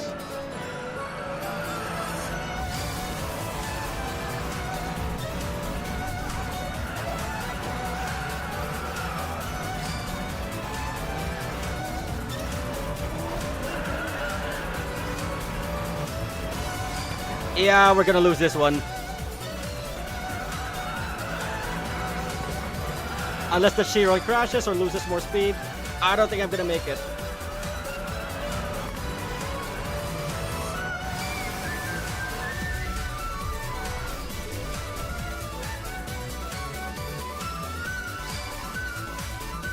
Yeah, we lost. We lost. If Endear got 4th place, that would have been a tie. But he got out-accelerated by the Chiron. Hey, at least we beat an L2K Exige. Though the Exige leading is a surprise in its own right.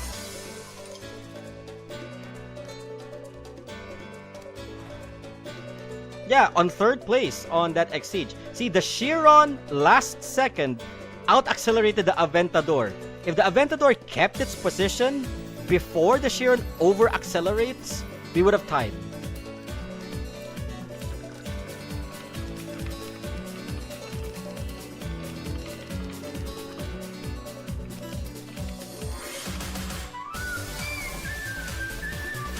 Alright, I think I'm still safe with the AMG. But still far off from changing. But if I do better, if I get Shong King in the F-Type, I could retire this F-Type and go for my R35. What tuning would you recommend for Mod 15 AMG and Hellcat? AMG 15, drop it to balance for now. When you get it to 25 out of 25, go to this setting. Handling is more brain dead than acceleration. Yes. My first point justifies that. Grip run CLK.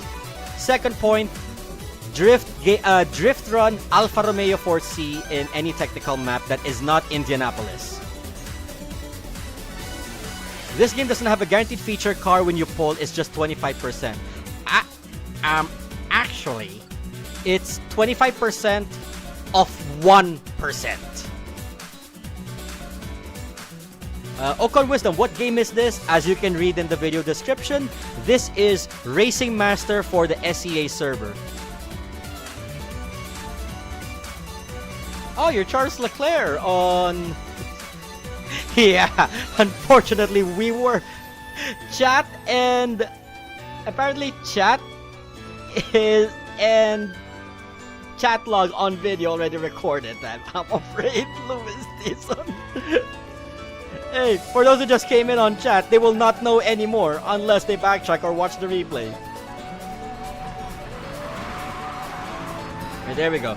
So, the AMG, although originally I did say, and there's another case of car issue, the AMG, although I did say in Season 1, if you get this, you already won the game. But as the game progresses, I wouldn't say it's a nerf, but it demands more of your attention when you drive. Because it just gets harder and harder to drive with. The only way sometimes to fix it is either improve your driving or get an ECU upgrade by luck winning the gacha, which doesn't always happen.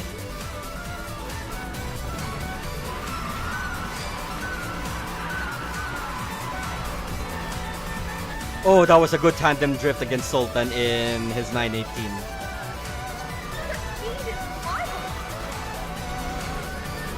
If you're familiar with Grid 2, this map would actually make you reminisce. Because this is literally just a stylized version of the Grid 2 Chicago. Wow. If not the actual Grid 2 Chicago. They just made it wider to cater to your casual mobile player.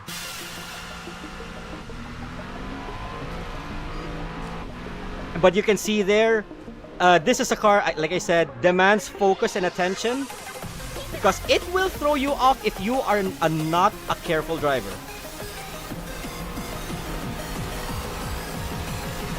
Huayra BC or AMG GTR? Huayra BC. No contest. The balance alone says a lot. And I did not mean to overtake the 918 there. I just locked out on my corner drifting angle and did not get a penalty for a high drift angle. But that was a close match. You know what? You know what's a good feeling? Actually, when you play RM as a team with friends, you have two sets of rivals. One set is the enemy team. The other set are your own teammates. Hey Daimos, you're new to Racing Master? Oh, welcome to Racing Master. And I got so focused racing Sultan, I did not pay attention that the enemy team was on a Centodieci and an Aventador. I did not pay attention to that one. So that's a huge boost to my RP there.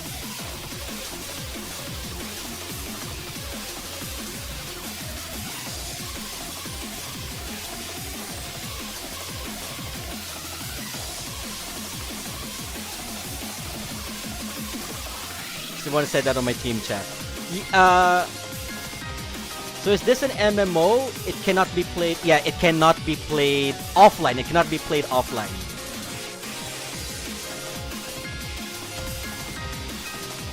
Let me go back and chat here. I got lucky when I started the game, got the AMG to ECU1 while pulling for the Agera RS. Good on you! Build that AMG. No, seriously, build that AMG. Once you build that AMG, it is going to save you a lot of diamond. Because that can be your... at least one of your 7 grinding cars.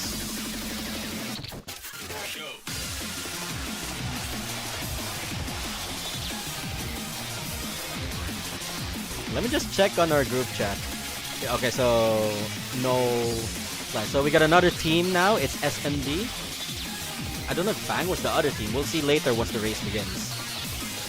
So by the way, for those who have stayed long but went away and just returned or planning to return to RM, this map is the newest map for SEA. It is Seoul, Korea. As in the land of the Saja boys, the land of K-pop demon hunters. Currently, KR server and SEA are the only ones who got Seoul at the moment.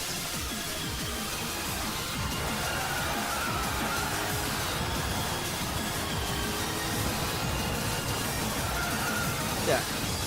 For low-end devices, unless you set your settings to low, because of the autumn physics, because of the trees, because of the fallen leaves, this would eat up a lot of your device RAM, your device memory. The map is just so colorful and so varied in terms of sections. You got an alleyway, you got a highway, you got a city section, you got a mountain or park section similar to Tokyo, and you got an open roundabout section twice with hairpins, kind of like the Toge maps, like this section right here. You even got a section that is kind of like a rallycross mixed with, if you're familiar with Gran Turismo 4, Opera Paris, it has a variation of this track that is similar to that, and it is the only map that can make you sing Soda Pop while you're driving and not be disturbed.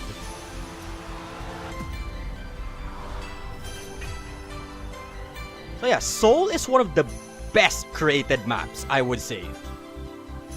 I don't know, if I have time away from work or if work is not as heavy and I have time to create content, I may do map reviews, but don't expect any map reviews for the time being.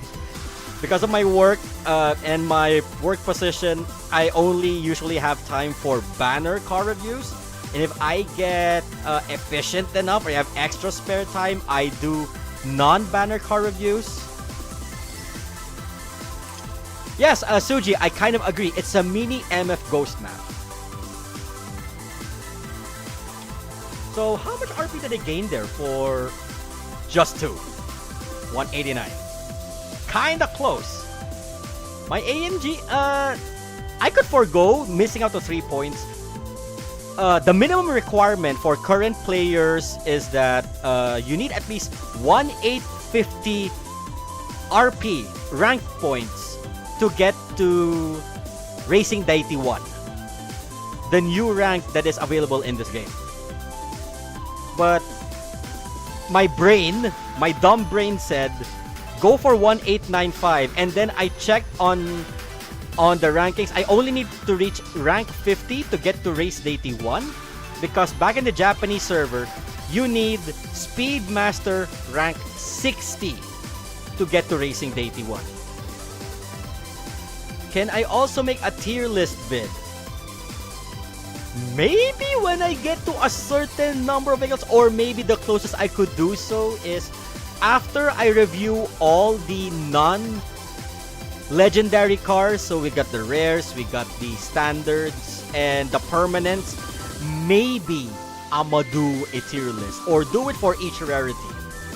But don't expect a tier list video as of recent. And if I'm going to do it, I'm gonna do it with a community. I don't want it to be biased on my own. Yo, reserve some for me, please. Yeah, 100. Once you're done, just send us a message, and I will check whoever of the three is willing to field you in. But safe to say, we're almost done building up the F-Type. If we can just fix or update the 137s, we're done with the F-Type. I can switch to the R35. I wish NetEase would add the Yas Marina circuit in the SEA server. I wish as well. It is in the promotional material. It is in the opening cinematic, the trailer cinematic. Where else? And in JP, it is one of the only maps next to Shanghai circuit where you could reach 350 kilometers per hour. No cap. What car might we expect in the next Why You Should? Definitely the next banner cars. The next banner cars will be announced at least a few days before this banner ends, which ends at August 29th.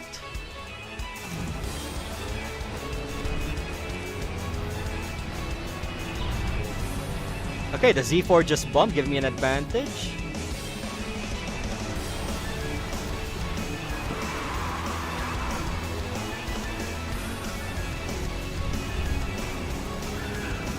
Ooh, nearly there.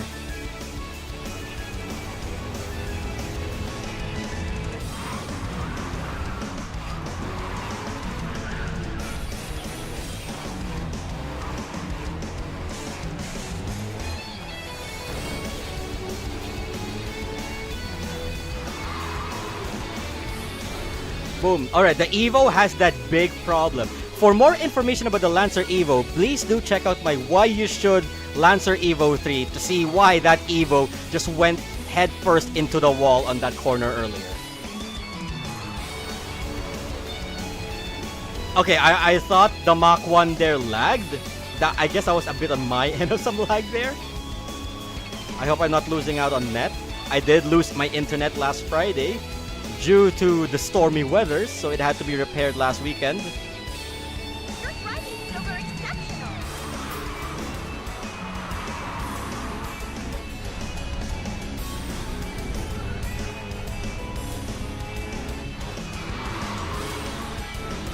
Okay, this is the other long map of Chicago. I don't think this was in grid. If it was, it may be on the live routes. A variation that was showcased on the live routes map. But right now, it's currently, and I got out accelerated.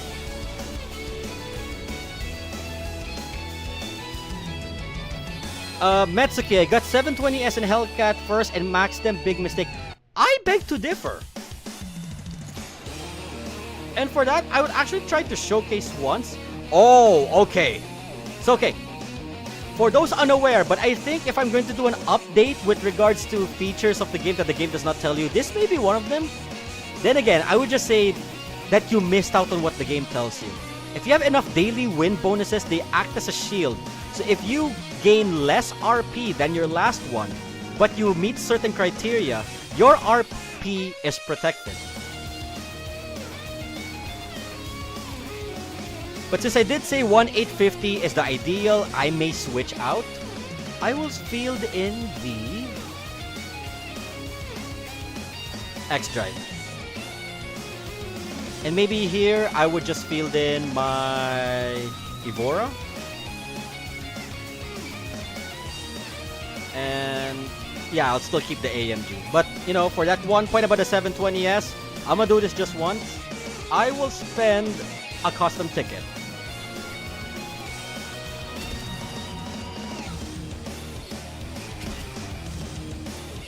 But did you get the Gear Aris, not the Huayra last month? Okay, Metsky and Dark Burn Trap are actually talking about it.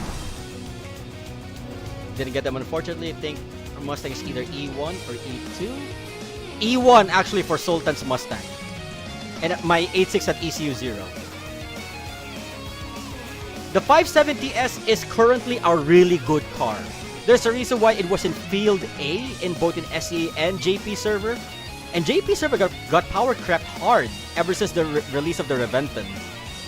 But the 570S is still part of it. So the 570S is a good pick to receive if you gotten the 570S. You at least have a car that performs as close as an Extreme but is in sports class. The Viper as a rare car, it's good. But if you're against legendaries, I would say pick a better car. But if you do not have legendaries, Viper is decent. You're going already. Speed it up. By the way, this is an ECU 3 720S. And this was me. This is my 720S when I lost to certain banners. A lot of certain banners. Momentum go.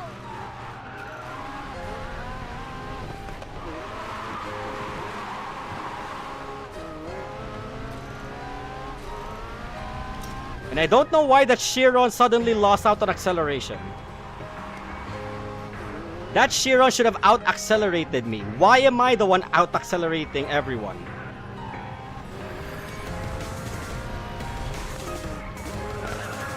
Other than because I'm ECU 3. You're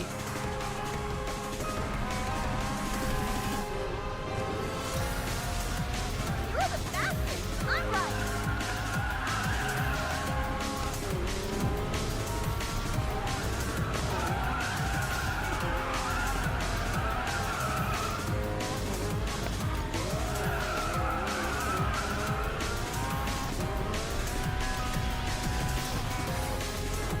Oh, I nearly lost control there.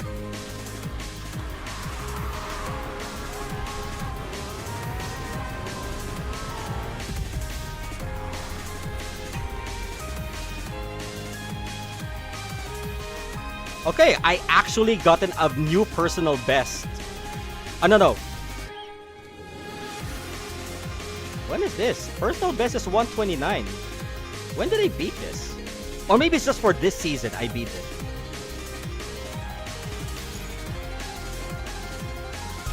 The fact that I performed way worse, I'm still protected because I still have enough daily bonus markers. But yeah, safe to say, if you have... Okay, to those watching the live right now, this is a privilege only you guys have. If you missed out, watch the replay. That's my setup for the 720. The fix that no one tells you.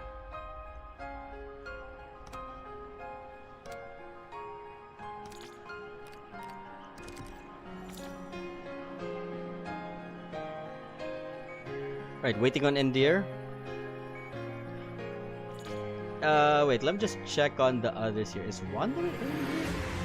Oh, Wanderer is doing club race. Alright, Wanderer is still doing club race.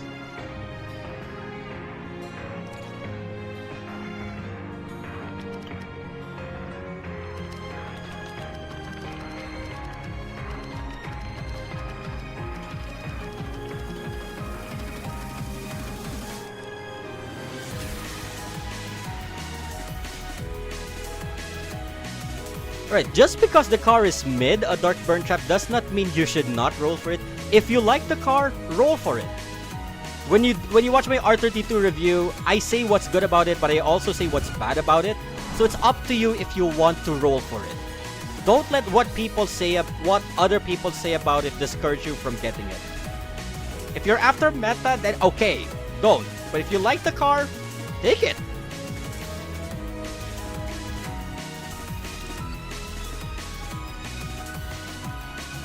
Okay, Anand's Playbox.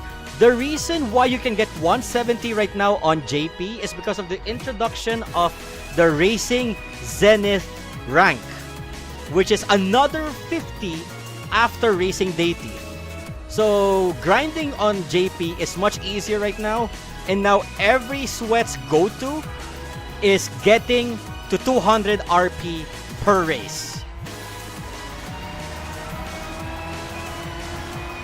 But only if you really want to. If you ask me, for getting to Racing Deity alone is a chore in itself. Racing Zenith is only if you are that adamant on the plus 20 times 25 gems that you're gonna be getting.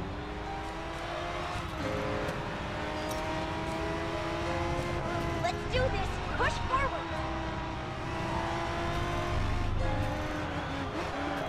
But if the gems don't bother you that much, Racing Deity is more than enough to get.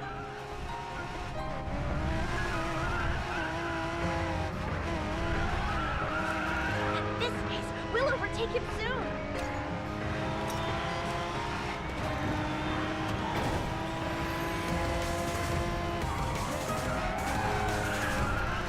Okay, a car I've yet to review, but I already say at least for this live stream is kind of bad. The Lotus Evora GT430. I have yet to find a proper fix for this car. It struggles with too much wheel speed loss whenever you do drifts. It may have a high handling stat, but it's not as effective as the 720S. Nor does it have a certain driving style gimmick like the Gallardo. So in high sweat races, yeah, this car will suffer. The only reason we won is because I'm carried.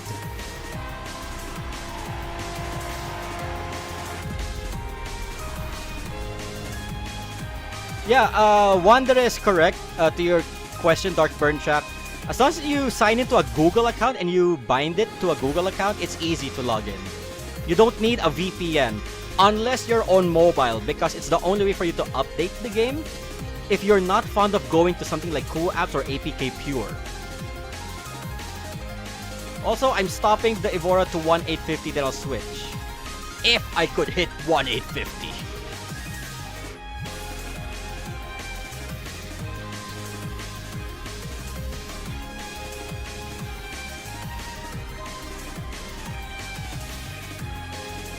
Let me just check who's gonna swap. Sultan's gonna go to his other account.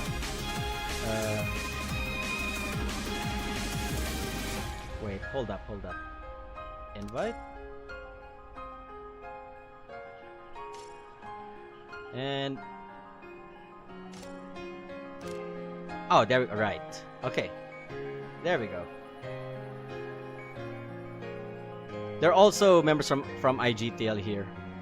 And don't be worried, Sarah Martinelli is also Sultan at C3000 GT.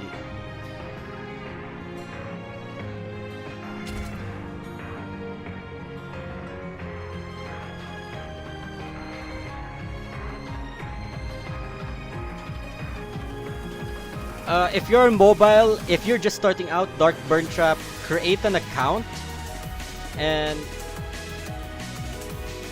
if you just create an account, just do it, and then try to go through Google Translate or use another phone to do the translation via Google Lens to bind it to an email so that it'll be easy to, log in future, or if you're gonna switch to PC and back. The fact that it reached Racing Deity 44 is a big surprise for me, but I don't understand the game's core mechanics, though I am just a grinder. Yeah, also they fixed a bit on Racing Deity and Speedmaster. Back then, you need level 60. Back then, you need level 60 to switch to the next rank, but now they just dropped it to level 50.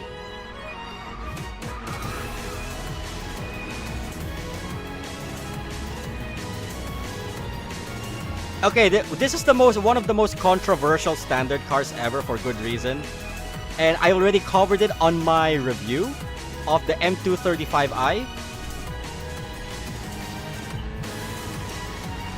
This is one of the cars that has a certain way of driving.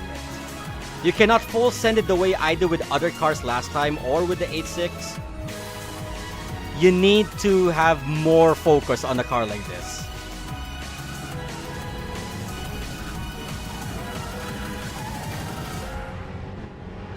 And you can clearly see I am losing out on performance, other than the fact that I'm just on level 24, level 4 out of 5 engine.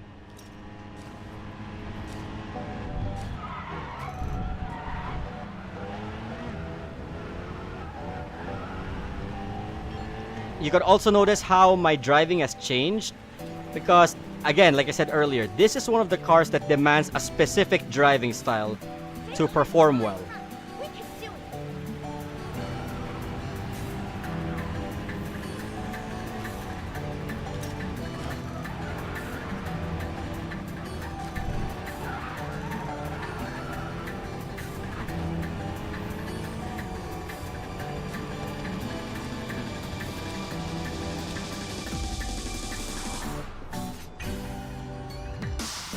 Okay. What's a good way to describe slipstreaming to someone who is not a car racer?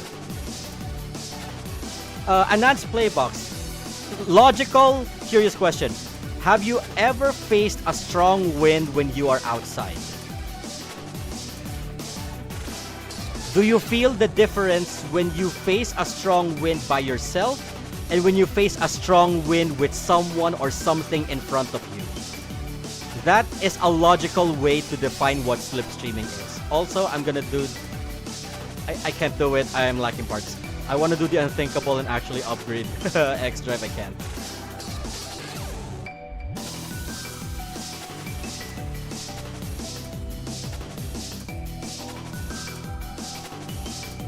Okay, let me just check here. Oh, there we go. It's automatic in. Alright. Yeah, if you feel strong wind in front of you, that is the normal way of driving. If there is no wind because of something in front of you, that is called the slipstream.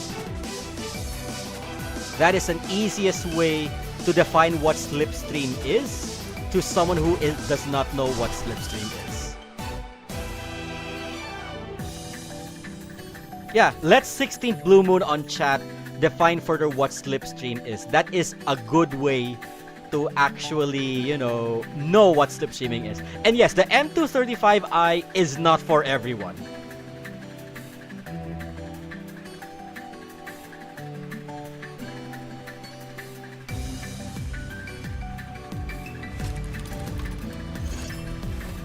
Metsuki, with my setup for the 720S, you can at least get to 1,850, which I would say is a safe minimum to hit if you're going after racing day T1.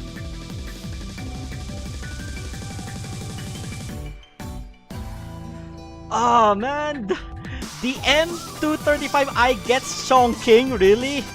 Trivia, for those who don't know or unaware, in SEA, Chongqing gives the best rank points gain out of any map. Whether you win or lose, but better if you win, Chongqing gives a lot of RP. It's the easiest map to get 140. Assuming you have maxed out to 130 across all your 5 races.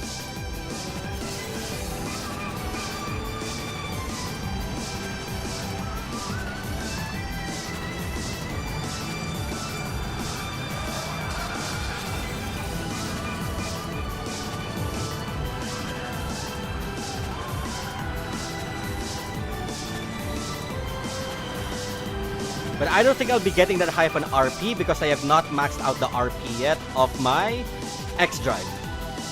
Most I could gain is under 120 currently for this. But for my other cars that I maxed out, I can get 140, 142.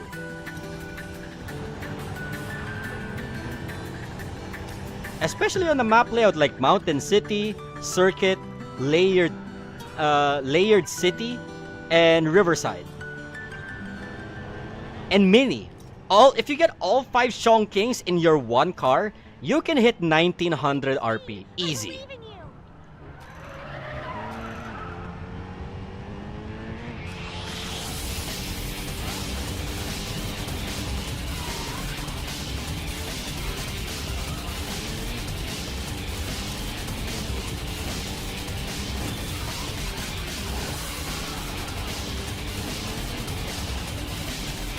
I think U-turn. Mountain City takes you to a downhill section at the end. Again, this is a bit like an MF Go style map when you get Mountain City of Chongqing as layout.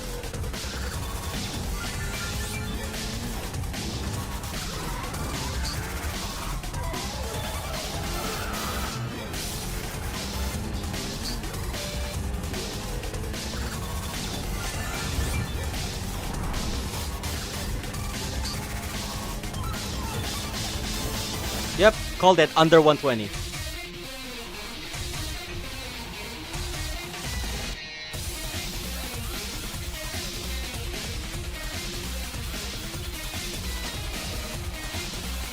With a 1-2-3, it's actually okay.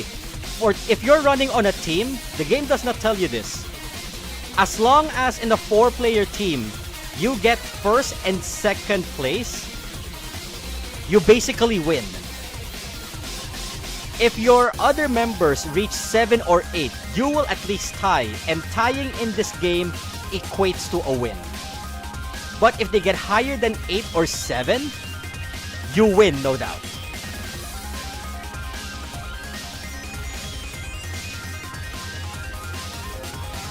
So other than the AMG GTR, I am running a bad car selection.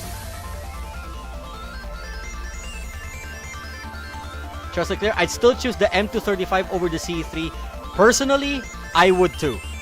Other than because of the cool silhouette body kit that you get from the Legendary Cup, the C3 actually does quite well than the M235.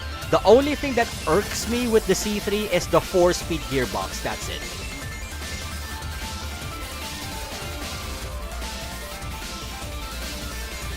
And dear, how's your performance? You performed exceptionally well, actually.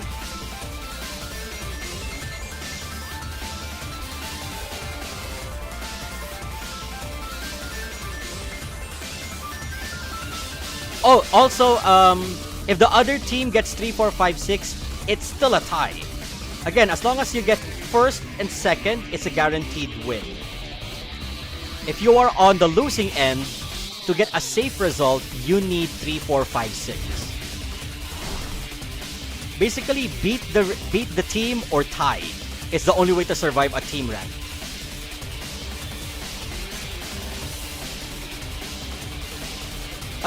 Yes, the C3 loses out on acceleration. I agree. I did point it out early in my own video of it. But it gets good acceleration. It's a low-ranking super acceleration, but still good acceleration nonetheless. Whoop, as you can see there, yeah, it's more on the car. It veers off to the side when you don't want it to. It's an obvious glaring issue with the AMG GTR.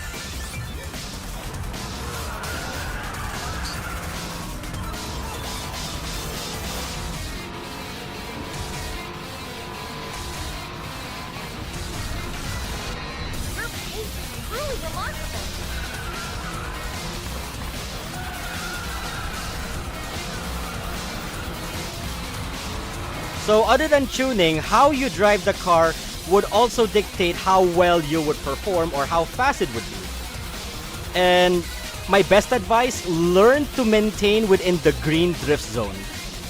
There will be some cars that are an exemption to this rule, particularly the Audi RS7 for sports class and the Hellcat for extreme class, where those two perform much better in a red drift zone area.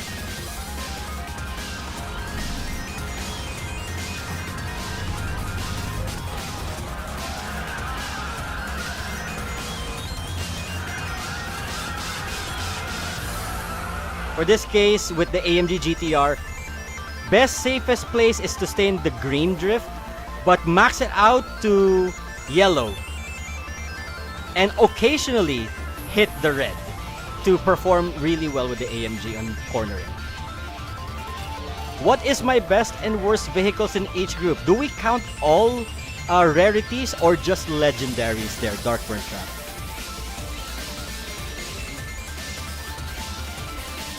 Anand, it's giving you, the game is giving you a reason to use or invest in the C3. That's all I'm gonna say. One of the best players of the C3 Corvette in the SEA server is a member of Prime named Prime Jackknife.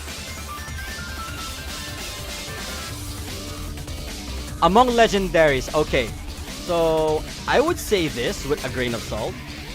For extreme class, this is a combination of both. Normally the worst fall under.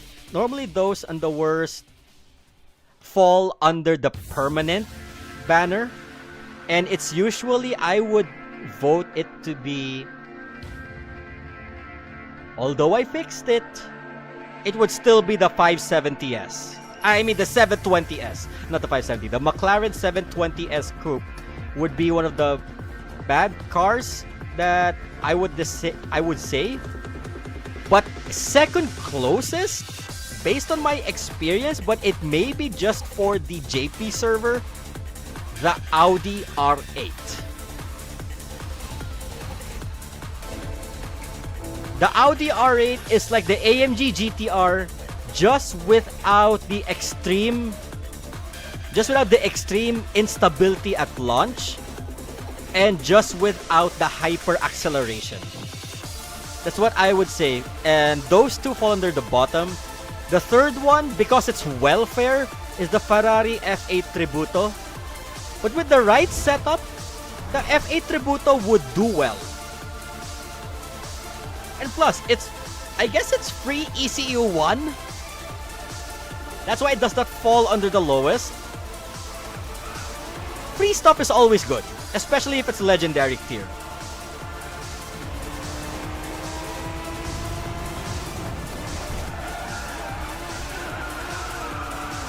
Also, special trivia, by the way. I mentioned way earlier in the stream of the mega car pack, the BMW E92. You get a 1-day free trial if you wish to use it. But side note, if you do not pay for at least $10, that E92 will disappear, and if you invest on tuning parts on it, those tuning parts will disappear. The upside right now is that originally it was only supposed to last until the end of August, but they extended the banner to end of September for you to buy the E92 M3. So if you already tried it out and invested, why not just collect your ECU 0? But only if you have the cash to burn, would I say go for ECU 5 on the E92. Or if you just really need an easy ECU 5 car and you have cash to spare, get the E92. It's good on certain parts, and it would also train you for the harder vehicles to manage, like the already available ATSV of Cadillac, a rare class sports car, which earlier Soltanitsi mains actually. Also, just noticed we got a GR that we accidentally beat, along with Reen and Manap Canopy.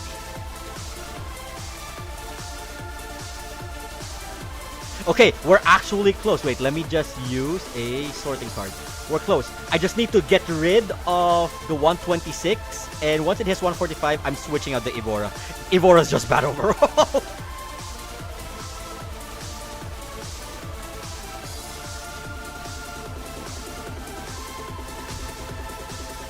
Oh, okay. Okay. Assign of you switching to the R8. Is it much better to play in PC or in mobile? Question. Do you prefer running in a controller, or like it doesn't matter if it's just PC or mobile? Because if my answer is without considering the factor of playing a controller, a keyboard, or whichever, I would still say PC.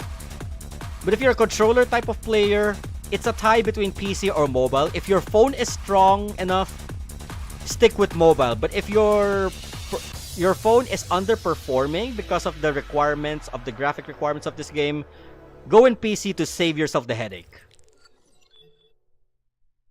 Also, I mentioned this earlier, Deimos, maybe you weren't around here when I mentioned it. If you're gonna get a controller for PC, make sure your controller has X input support. If not, it's fine to play with keyboard. Just don't use a mechanical keyboard, it hurts the fingers the longer you play. Ooh, we got a Gundam-themed Bugatti Chiron in the grid. Based on the RX-78 Gundam.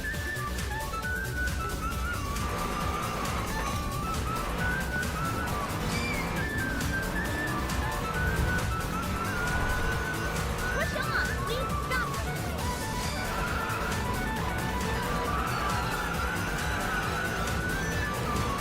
Yeah, that Gundam be flying.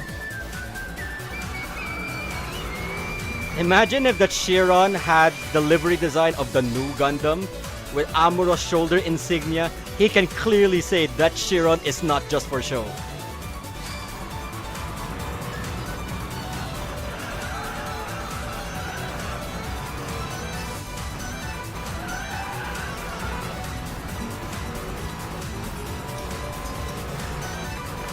Oh, it's me and the Huayra now against a lone Chiron in Mountain City. Alright, Mountain City is a 6th variation of a Shong King that I was not able to talk about. And there we go, that one collision cost me 4 RP points. This is why in high RP games, a clean run is way more important than a position. Because if you have people that carry you, even if you're slow, as long as people carry you and you do a decent job with a clean run, you can still gain a really good RP point.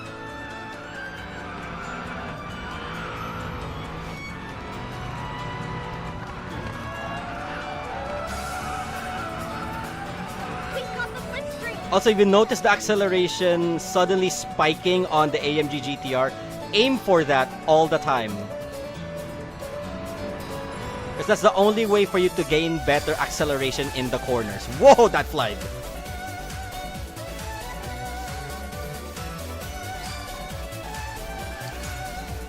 You know what? We might actually do an extension on this live stream. Wow, that's a lot. From 122 to 136. No, 37! Up to 137! I thought it was just 136. Despite losing to the Gundam Chiron, that was a good run.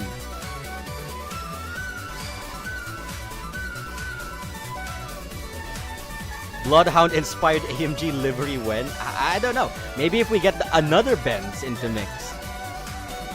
Maybe Bloodhound on an SLS AMG for sports class, perhaps? Waiting on a bid and Wonder the Place Games to log in.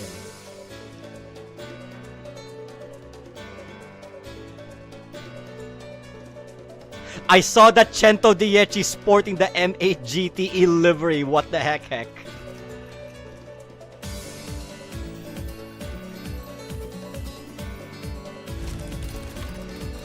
Oh, we're jumping to standard first.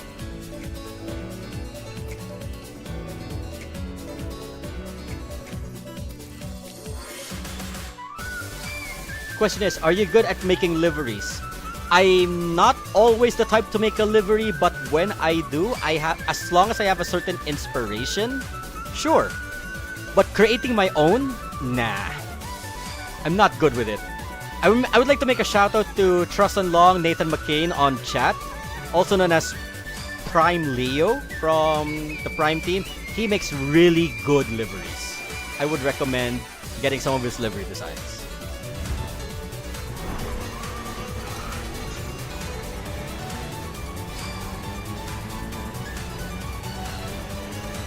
Oh, we get a Zara by OWS.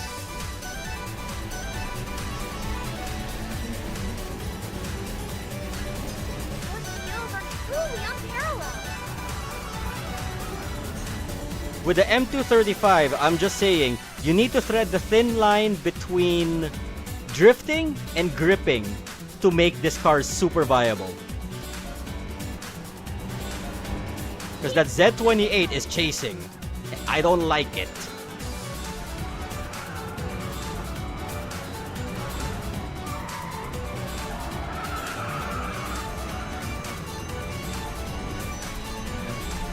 But we are gaining on exit acceleration to a certain point. But when I go too slow, I hit the wall, like that.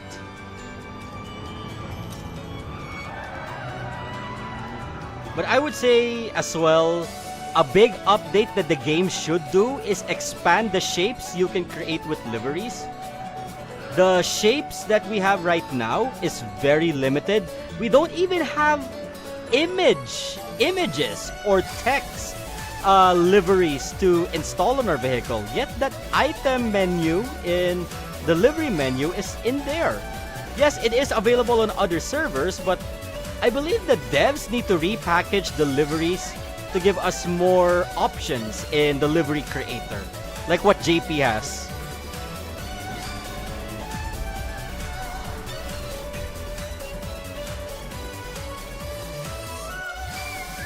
Actually, a Dark Burn Trap, as long as 2 or 3 of us are leading, it doesn't matter if our 4th member is in a common car. As long as you have at least 2 members in the team are using strong legendaries, you can use whatever you want. What's always important is, whenever you're coming in on a team with 4 members, 2 of them should at least be strong legendaries, either a 964 because of the legendary car pack, or a high ECU'd machine such as this, an ECU 286 would do well. Because as long as they get first and second place, it's fine no matter what you use. Your common member could just use the 3 of you to RP gain. And when they're done with that, they can just switch over to their stronger machine. It's a win-win.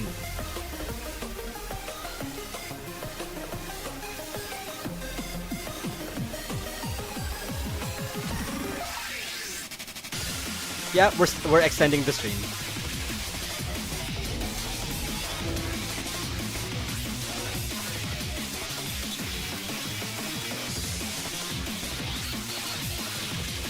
Now we get 3 from Odolis and a pick again. These guys again. Oh, now we got Layered City. This is what I'm talking about. We got the... No, wait. I thought I was in the F-type. My mistake. Nah, it's a bad time for me to get Shonking, especially in the car like an Evora. But with a GTR 35, I think Atra is in the Project 7, or was it in the RS7? It is the RS7. SL63, yeah, good. R35, good. RS7, good. Yeah, I am the weakest link now. I just have to survive. That's my objective. The other 3, they can just win this with their eyes closed. Me, survive. That's all I need to do.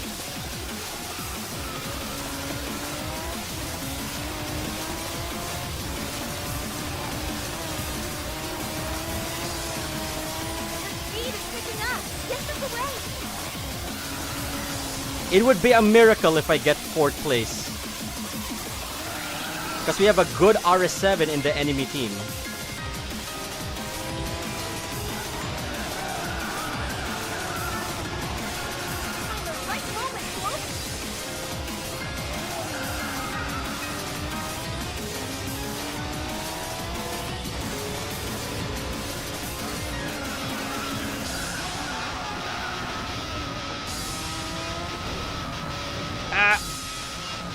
The red RS7 bumped me.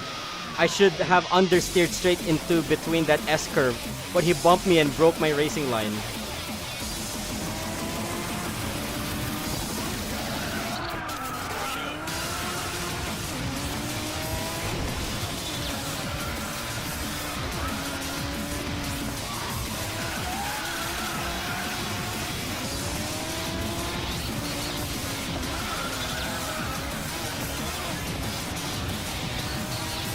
Yeah, the 35 can have that, actually. So yeah, 4th place, still a miracle. Still a miracle I got ahead of the RS7 back there. When will be the next stream? I cannot actually say for sure yet. Maybe next Sunday if I feel like it. Then again, probably next Sunday. Probably next Sunday, because I know if it's on the 23rd, that would be the day of the tournament. I'm just not sure if it would happen at nighttime. But maybe it's also going to happen on the 22nd. I'll have to You know what? Let us actually double check on the Legendary Cup status. So let's go here to the Grand Finals. It's going to happen on the 23rd. And the 23rd is Saturday. The 23rd is Saturday. So if it happens at night, the tournament happens at night as early as 7 p.m. I might live stream or like let's watch together or like a watch party on YouTube of the Legendary Cup. We might do that. I might do that. So if that happens, it's gotta be like a watch party in a sense.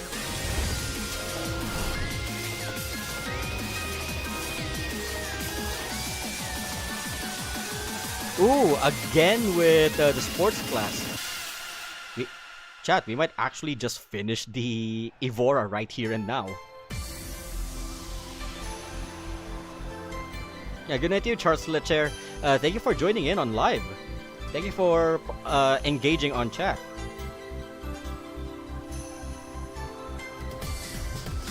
Metsuki, letting us turn images into livery would be peak. I agree. That should be at least a function. Like a certain resolution. Like it can't be that too high def because it's gonna eat up a lot of server memory. So probably like a small pixelated memory like what they do in Gran Turismo 7 would suffice. That would be a good way to encourage uploading, but at the same time they still need to be reviewed because who knows, players with dirty thoughts can still do like explicit livery designs from merely uploading. That would be extra time on customer care's end to review the images. Like as a moderator as well, it's also our job to ensure any explicit livery designs have to be reported and banned. For example, cuss words, swear words, sex words, anything that is politically inflaming, such as World War II icons. I know the swastika has more value than outside of World War II, but it's quite a sensitive topic to go on about that if people get angry about it, we could be forced, to force our hand to actually get that design flagged, to get that design banned. And sure, it's the community stigma around those certain designs would dictate if it is a feasible design or not, and we just have to roll with it. Some people are just that sensitive to certain topics. Yeah, I actually agree. When it comes to emotes, I am happy I was able to do the soda pop dance with it. The downside is you cannot use any uploaded emotes in lobbies, in cruising, or as after race emotes. Unfortunately, we do not have that feature yet. But I actually do hope we get that feature. And what do you mean it's under 128? I guess I've capped out on this. I guess I capped out on the Evora. I think forced to feel this out. Actually, you know what? Let me get the Gallardo out.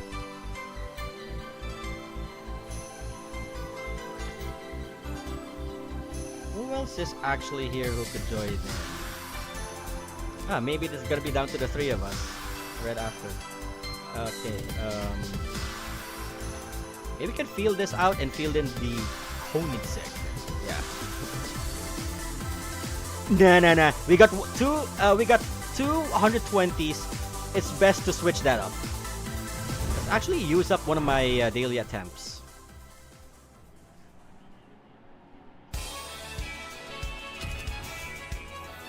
Alright, this is one note of warning that I would say with regards to racing as a trio, if you're not in a four-way... God, that sounded wrong. If you're not on a four-player team, it is kind of hard to actually manage who's going to be your fourth player. Hello, Ari Persia. Please check AMG GT tuning. It's 23232. I'll showcase it later after this race. Am I getting chonking? Yes, I'm getting chonking for the AMG. This is good. The fact that we got 130 in the last run, this is a good sign. So we can get a massive RP boost here. Provided I don't crash. And it's Riverside.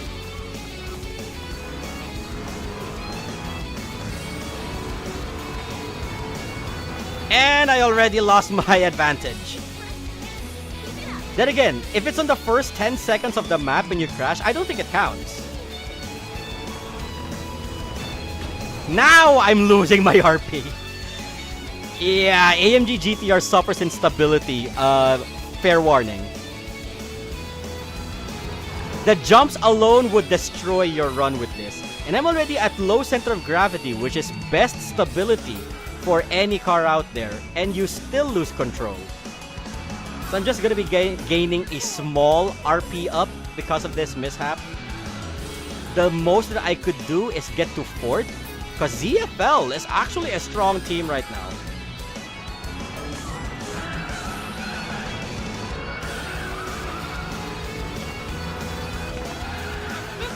We'll overtake him soon.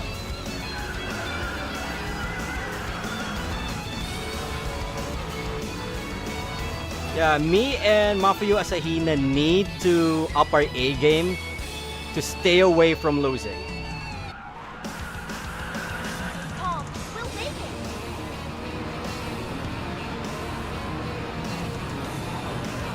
And we're up against a Huayra, an F8, and a fellow Chiron. I think that F8 Tributo right there is ECU3 or ECU4. So the last resort we got is slipstreaming. And ensuring that Huayra crashes. Which I don't think is happening.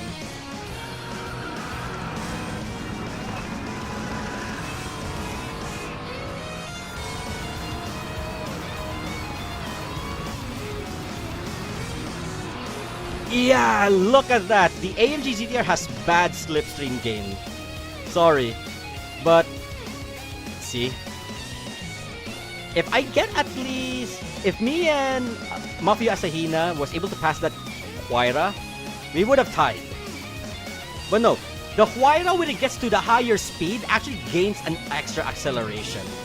Again, because of the lack of hyper accel. But we did get a couple of points higher.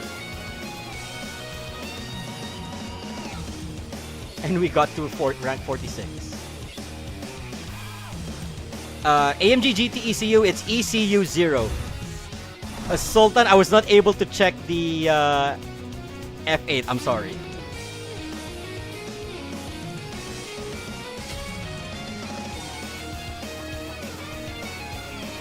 Three, 1, 3, 2. You know what? Let me fill that in on my own Chiron. 3, 1. You're right. It also reduces the difficulty. Why didn't I do that? You know what? I want to do a test. Let's bring out the Chiron.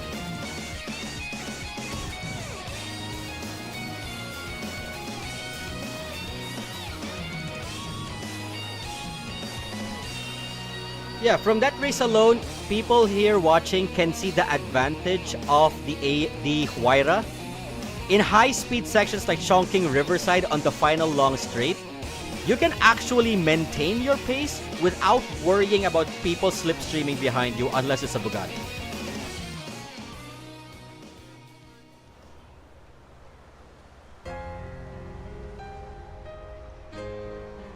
So we got Team Apex now against a 3+1.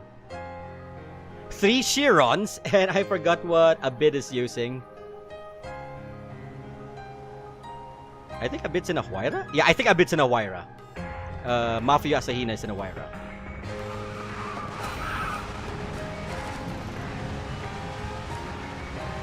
So as a Huayra, the long straights of Sicily circuit is our advantage, but we're gonna lose that advantage as soon as we get to corner sections, just like that.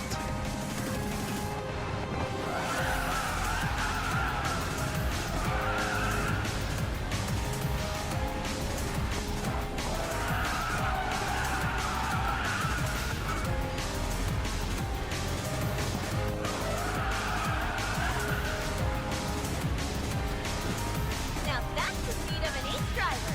Also, it's good to maximize your acceleration with the Chiron, because what you want to do is avoid letting the Huayra catch up to your slipstream. The faster you get away, the better. And better yet, slipstream behind another Chiron or Cento Dieci to ensure that your slipstream margin gets away faster than the Huayra could ever catch into. Also, see how in the corners the Huayra is winning over the Bugatti? So you can see the pros and cons of both monster machines.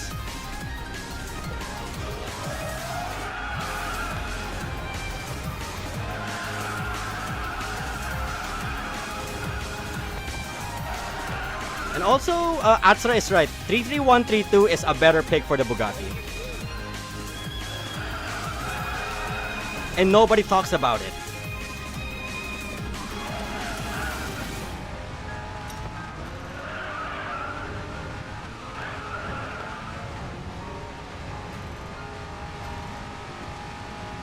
Oh, 145! 145 RP with a 154 lap time. This lap time is almost the same lap time I've done with an ECU 5918. But again, that is without slipstream.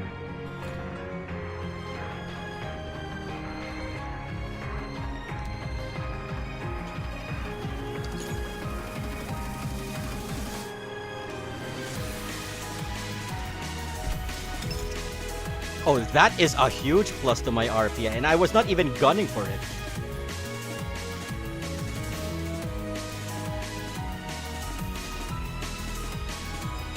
The ECU of my Chiron is ECU 1.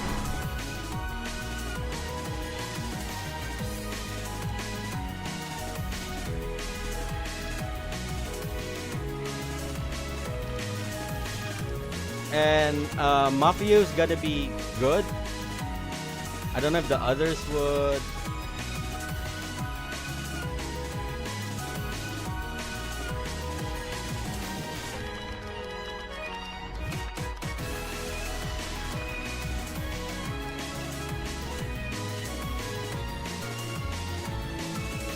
Just checking if.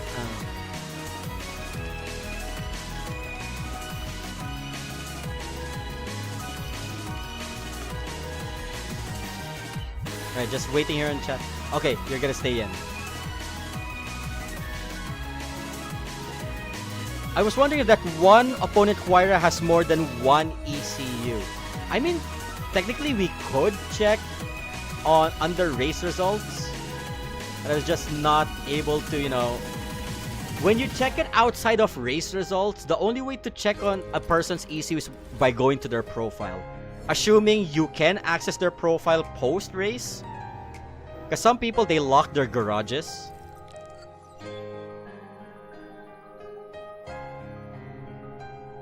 Ooh, Seoul Urban Run for the AMG. It's still kind of good.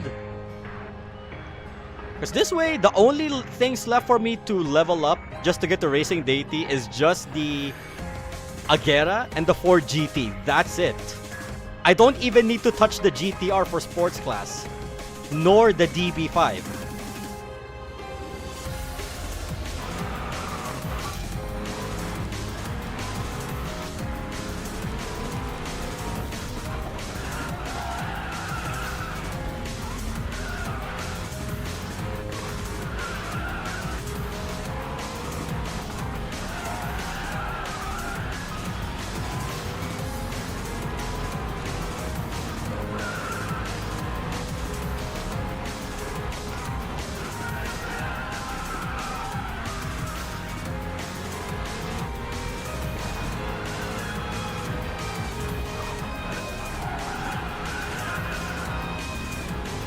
Okay, that 4 GT is kind of good.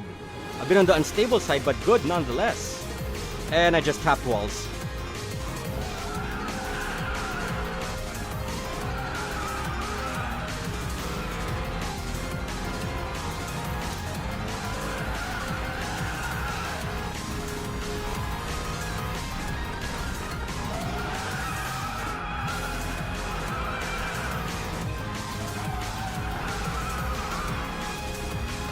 The AMG GTR has good understeer, the right amount of understeer that you need when you're doing drifts such as those.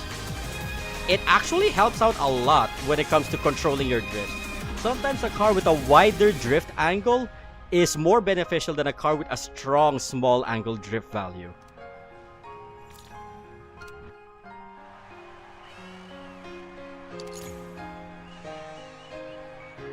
And we got 18. We might actually clean up the AMG this way. If it hits 1895, I'm happy. And we got 3 left. Just need 3 left. If these bump into 140, I'm happy. Like, even if it's just the 3 of us and it's not the 4 team.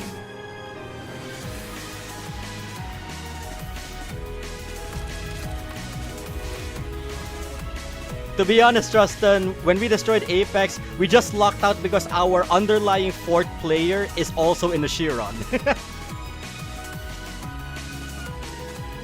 we got 404 and a GR member at Barcelona Mini.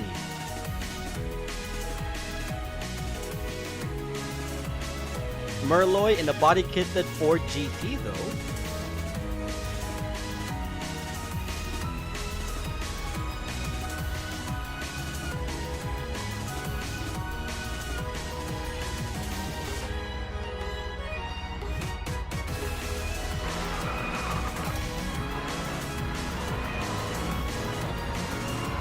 Okay, I think that GR member is just RP grinding. Right, the enemy team is usually in Chirons and Accento Dieci. In straight roads like this, they would gain a bit of an upper hand at the latter half, but they have a larger braking distance when it comes to the corners, giving us, with weaker acceleration but good super axle, a chance to here. The last section is a chicane area that gives me and the F8 Tributo a chance to outperform them in the corners.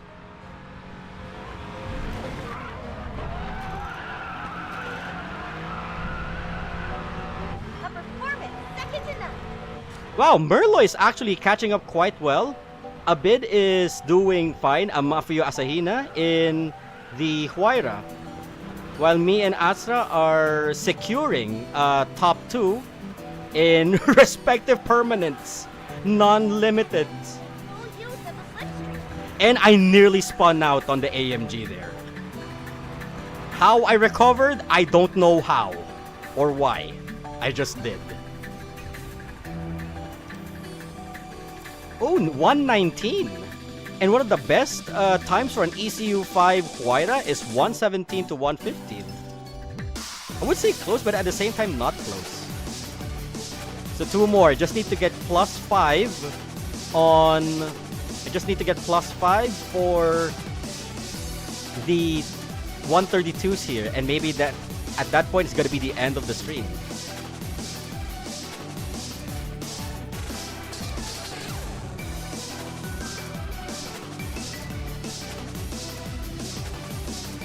Waiting to see if Abid is going to do a car change.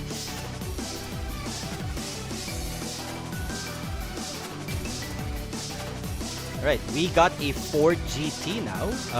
Car swap. So if ever, all 3 of us are gonna be in permanent legendaries now. Is team chat good? Team voice chat good in this game? If you're playing on PC, or if you have a multi-tab on your phone like Discord, I would say that is a much better system than Team Chat. At least with Team Chat, it is not invading a bit of the game RAM, I think. I could be wrong, but it is a small feature. that you don't need to be over worrisome about. Could you mind joining in my squad? If you're referring to my club, go ahead. Cause just to respect the queue here, Truston Long is calling dibs on the last race of this stream. But if you do not have a club yet, you're free to join my club. It's IGTL. We got some slots available. I just filtered out the inactive ones. Not asking much, just if it's Club Endurance and Club Duel, just participate. That's our only requirement in IGTL. Everything else is free game, and you're free to join any team races if you catch us online. And we're usually active at night, which is like after working hours.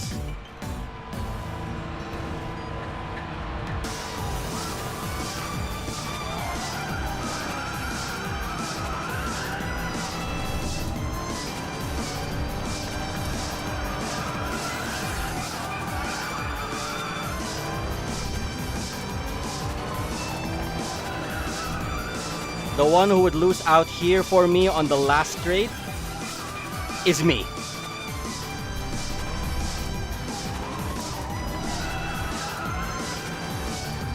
So to be fair, I need to be within slipstream range of somebody before I lose out on my own slipstream. Or before people start slipstreaming behind me.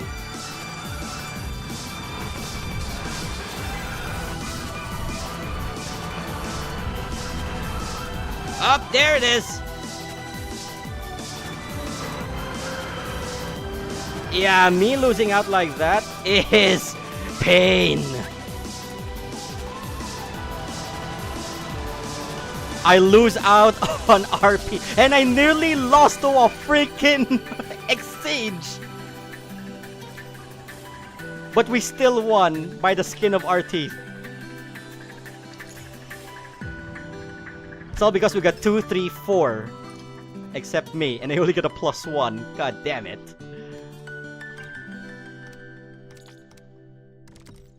I'ma secure my 138.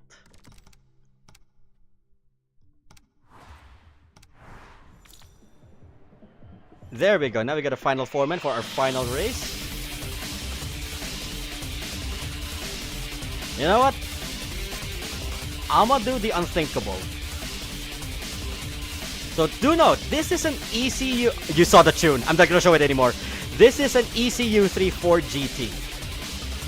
Something that you will only see here. Lloyd Daniel Barantes, yes, you can join the club. You only need to reach Ace rank, I think. I think it's Ace rank. Just reach Ace rank and... Yeah, just reach Ace rank and you're auto-joined in. We got slots available still. Feel free to join our club. You're in India, you don't want to miss Club Duel. We are usually in Hong Kong time. Philippine time in my area, Hong Kong time. Yes, you can also join even if you're from India. You're free to join in. Everybody's welcomed. You're free to keep your own IGN as well. We do not do team tags. We want to exercise individualism. Our only requirement is only during club duels and club endurance. But everything else, if you need help with some grinds on a nighttime, especially a weekend night, you're free to join in on our team rank sessions.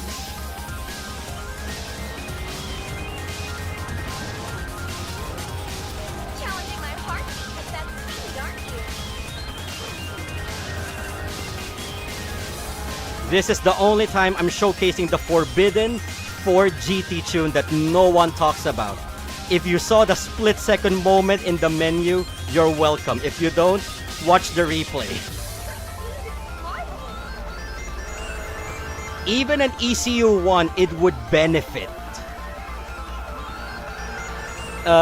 Lloyd Daniel Barantes, the club name is IGTL.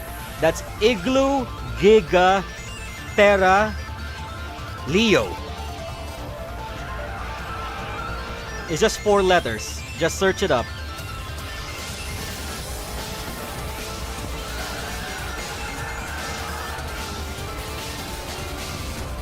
Up. Yeah, unthinkable, and I did the unthinkable damage to my own 4GT when I already had the advantage, and I looked at chat again.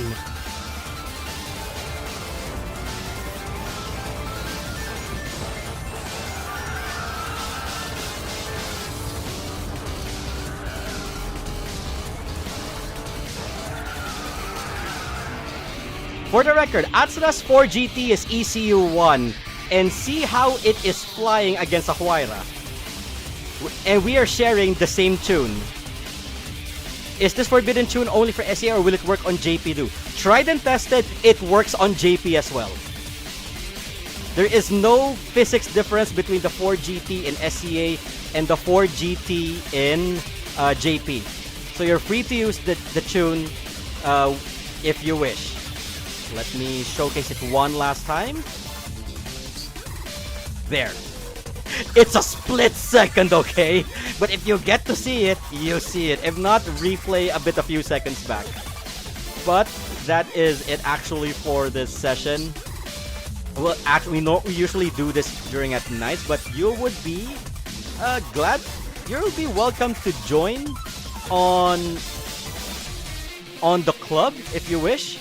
And especially if we do weekend club sessions, you're free to join it. If you want to be more coordinated with us when we do our club endurance and club duels, we have a Discord server. Link is in the video description down below.